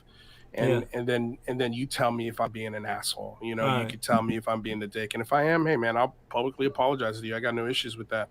No. And Rich N, I hope I didn't rub you the wrong way. Which certainly was not my intention. That's all right. I feel you get used to me. I feel like you think I'm some left-leaning liberal fucking Californian surfer bitch, but I'm not, man. I'm not. I'm very much an independent thinker. I used to be a hardcore libertarian, and I'm very much a progressive, middle of the road liberal, and I think that's what I try to do with my show. Just be cool, man. Just be fucking cool. Like we don't need to get into politics, and I'm with you, man. Like I don't want to make this a left or right thing or social warrior thing. I have antenna for both sides of this, but you just tweaked one side of it. I know I did, and that's why I'm addressing it. I don't want you to think that of me. His nipple. Like I want people to. Yeah. I want people to think however they want, but I can tell you, I enjoyed the conversation when you guys were talking about Stephen Greer after they left the Stephen Greer retreat or whatever it was. And all of you guys were like, that sounds like a fucking cult. Yeah. That sounds like a cult. And I was like, why didn't anybody ask this like fucking 4 minutes ago when they were on? I was just dumbstruck. I was absolutely dumbstruck watching it. It was just. That's, you understand, like when you see an interview with Lou Elizondo, or if you see me do something, like you can kind of put yourself in those shoes for that moment. You could go, okay, that's what it must have somewhat been like, and it's the same shit, dude. Like nobody wants to insult anybody. Nobody wants to ask uncomfortable questions, but sometimes we need to have uncomfortable conversations to to have moments like this. I think it could be a starting point. I think this could be a starting point to build bridges for this community for sure. I mean, we don't really have any beef with you, Lou, to be honest. Yeah. Like we're completely fine with you, but I, I think it's great that you've come on and you're speaking to Rich especially. I think it's important because you guys represent two big parts of the community, two sides really, two sides of the topic. And I think it's great that you can talk, and like you've said, you're going to talk behind the scenes and try to like address some more concerns, and I think that's great. So is that one of the Blake cousins out of That's Blake, yeah. You've not seen that one. That's Klingon Blake. We haven't seen Klingon in a while. No, Klingon. it's Blake's favorite. It's like moments like this where I'm like, these guys are fucking funny. Like, these guys are funny, but god damn it, like, you make it hard for me to love you. But You the know, thing and is, it's the That's same fine with though. You Stephen don't have to Greenstreet. love. You don't have to. Blake I loves want that. to. Blake I loves that. want That's his to. favorite. You know, I want to. That's the thing. I want to. You know, and, You and can. I want to Just let love it happen, everybody. Lou. Just let it happen. Just love these guys. Love them. People We'll really see. think you're We'll from see. Game of Thrones. We got a long road. We got a long road, but yeah. Yep. I want to thank everybody, and just we all need to speak more, and that goes for everybody. everyone, And yeah. if I've got one piece of advice, Fesla, if you're watching this right now, stop making every single person in your chat a moderator, and let people speak. Great point, Ollie. Great point, Ollie. You know, That's true too. together, Is there anyone Together not every- you? together, everybody achieves more. You know, I gotta. Oh man. that's what I did Anyway. invite him on, but never mind. Yeah, he'll never come on. He'll never come on. No. He's a broken record of just terrible philosophies. He doesn't even know what satire means, but that's a whole nother thing. But yeah, hey, I anytime don't know the guy, so. my lines of communication are open for anybody here. Feel free to reach out, and if you have any other questions that you want to bring me back for, no problem answering them as best I can. Thank you. I appreciate you coming on. Yep. Later, guys. Later, mate. See ya. Bye bye. I gotta go, man. I'm about to throw up all over myself. It's okay. I've got to go. Otherwise, I die early in the morning. It probably a road accident. I'll fall asleep. Thanks You're for right, having me Rich. on. Good. I'll see you guys maybe in an hour or so. Yeah, see you, man. 9:30. Yeah, Rich. we'll be there. Thanks, Ollie. Bye. Josh and Good Artemis. night. Bye, guys. Good night, mate. Good night. Thank you so much for joining us, boys and girls. Welcome. Boys Yeah, and thank you girls. for having us as La- always. Lady, stop. Lady. So Yeah. insulting. We haven't been sexist, have you? Have we? No. No. Greatly offended. No, I It'll take can't- more than that. It's all right. I But can't be sexist. My wife watches my shows back to front to check up on me, to see what I'm doing, who I'm speaking to. well, you did mention she was gay, so I'll hit her up later. So it's all good. Yeah, my youngest daughter tells me off if I'm bad on these vids. You know. How old's your daughter? My young one's 13. Oh, My wow. old one's 16. Oh, wow. Nice. I don't want to think of my kids that old. I have like a 3 and a neither do I. 5-year-old. Really? Oh, Yeah. it goes in a blinding flash, and then all of a sudden they're looking at you, going, "I hate you." Oh, yeah. I mean, I can see that, especially with my older one. She's like part ginger. You're embarrassing me, Dad. I'm It'll going to come, quickly Josh, drop you it'll guys down and say good night to the audience, and then I'll pop on for 2 seconds before I hit the sack. I'm going to say good night to everybody. So, Josh and Artemis, good. I will see you both Sunday. Sunday. But we have a show Sunday. tomorrow, 8 p.m. as well, Eastern. Everybody check it out. You won't see me for that. No, I know. I may be in the chat. Good. Yeah. What time? If is you're it? awake, So- you could be like one eyed open. Just What time is it? UK time? 8 p.m. Eastern, so 1 a.m. 1 your a.m. time, I guess. Oh, maybe. Might be there. Depends how much coffee I have before bed. True. Yeah. Yeah, but either it- way, we'll see you It Sunday. may happen. And Rich, thank you as always. Remember, people, Rich Northwood, Twitter in the description. The guy will deliver disclosure. You will. It's coming. You know, Bob Lazar, Brian Cox. watch this space. Rich, and you're Good like night. Brian Cox now. Yeah. Anyway, Better than the Cox. Better than Coxie, definitely. Thank you so much, everybody, for joining us tonight. It has been a blessing having everybody in the chat. Everybody thinks I'm a little bit of a drama queen. Yes, I am. That is why I invited Fessler as well, because I thought that would just, my nipples would have been, I'd have grown a third nipple. But in all honesty, I do think these things need to happen. These conversations need to happen where channels come together, because if you remember back in the day before YouTube, little forums where people used to speak about aliens, UFOs, and what have you, we all got along, and it's become a very bitchy place. But saying that, there wouldn't be an Alien Addict without a bitchy place. I need to put the double D in the addict. That's for double the drama. But I appreciate every single body in the chat. Like, share, subscribe. Make sure you subscribe as well, just to piss Rich off, because his channel overtook mine in subscribers, and I need to now overtake him. Also, if you want to, I've gone blurred. If you want to support the channel a little bit more, you can do what Jeremy Corbell and Bob Lazar did, and go get yourself a little T-shirt. Get yourself. There's many designs there. Just help yourself. Well, don't help yourself, because they're not free. I do charge for them. I don't know if it's a reasonable price. It's just what the website charges, but I drew them myself. Like the end of X-Files says, I made this.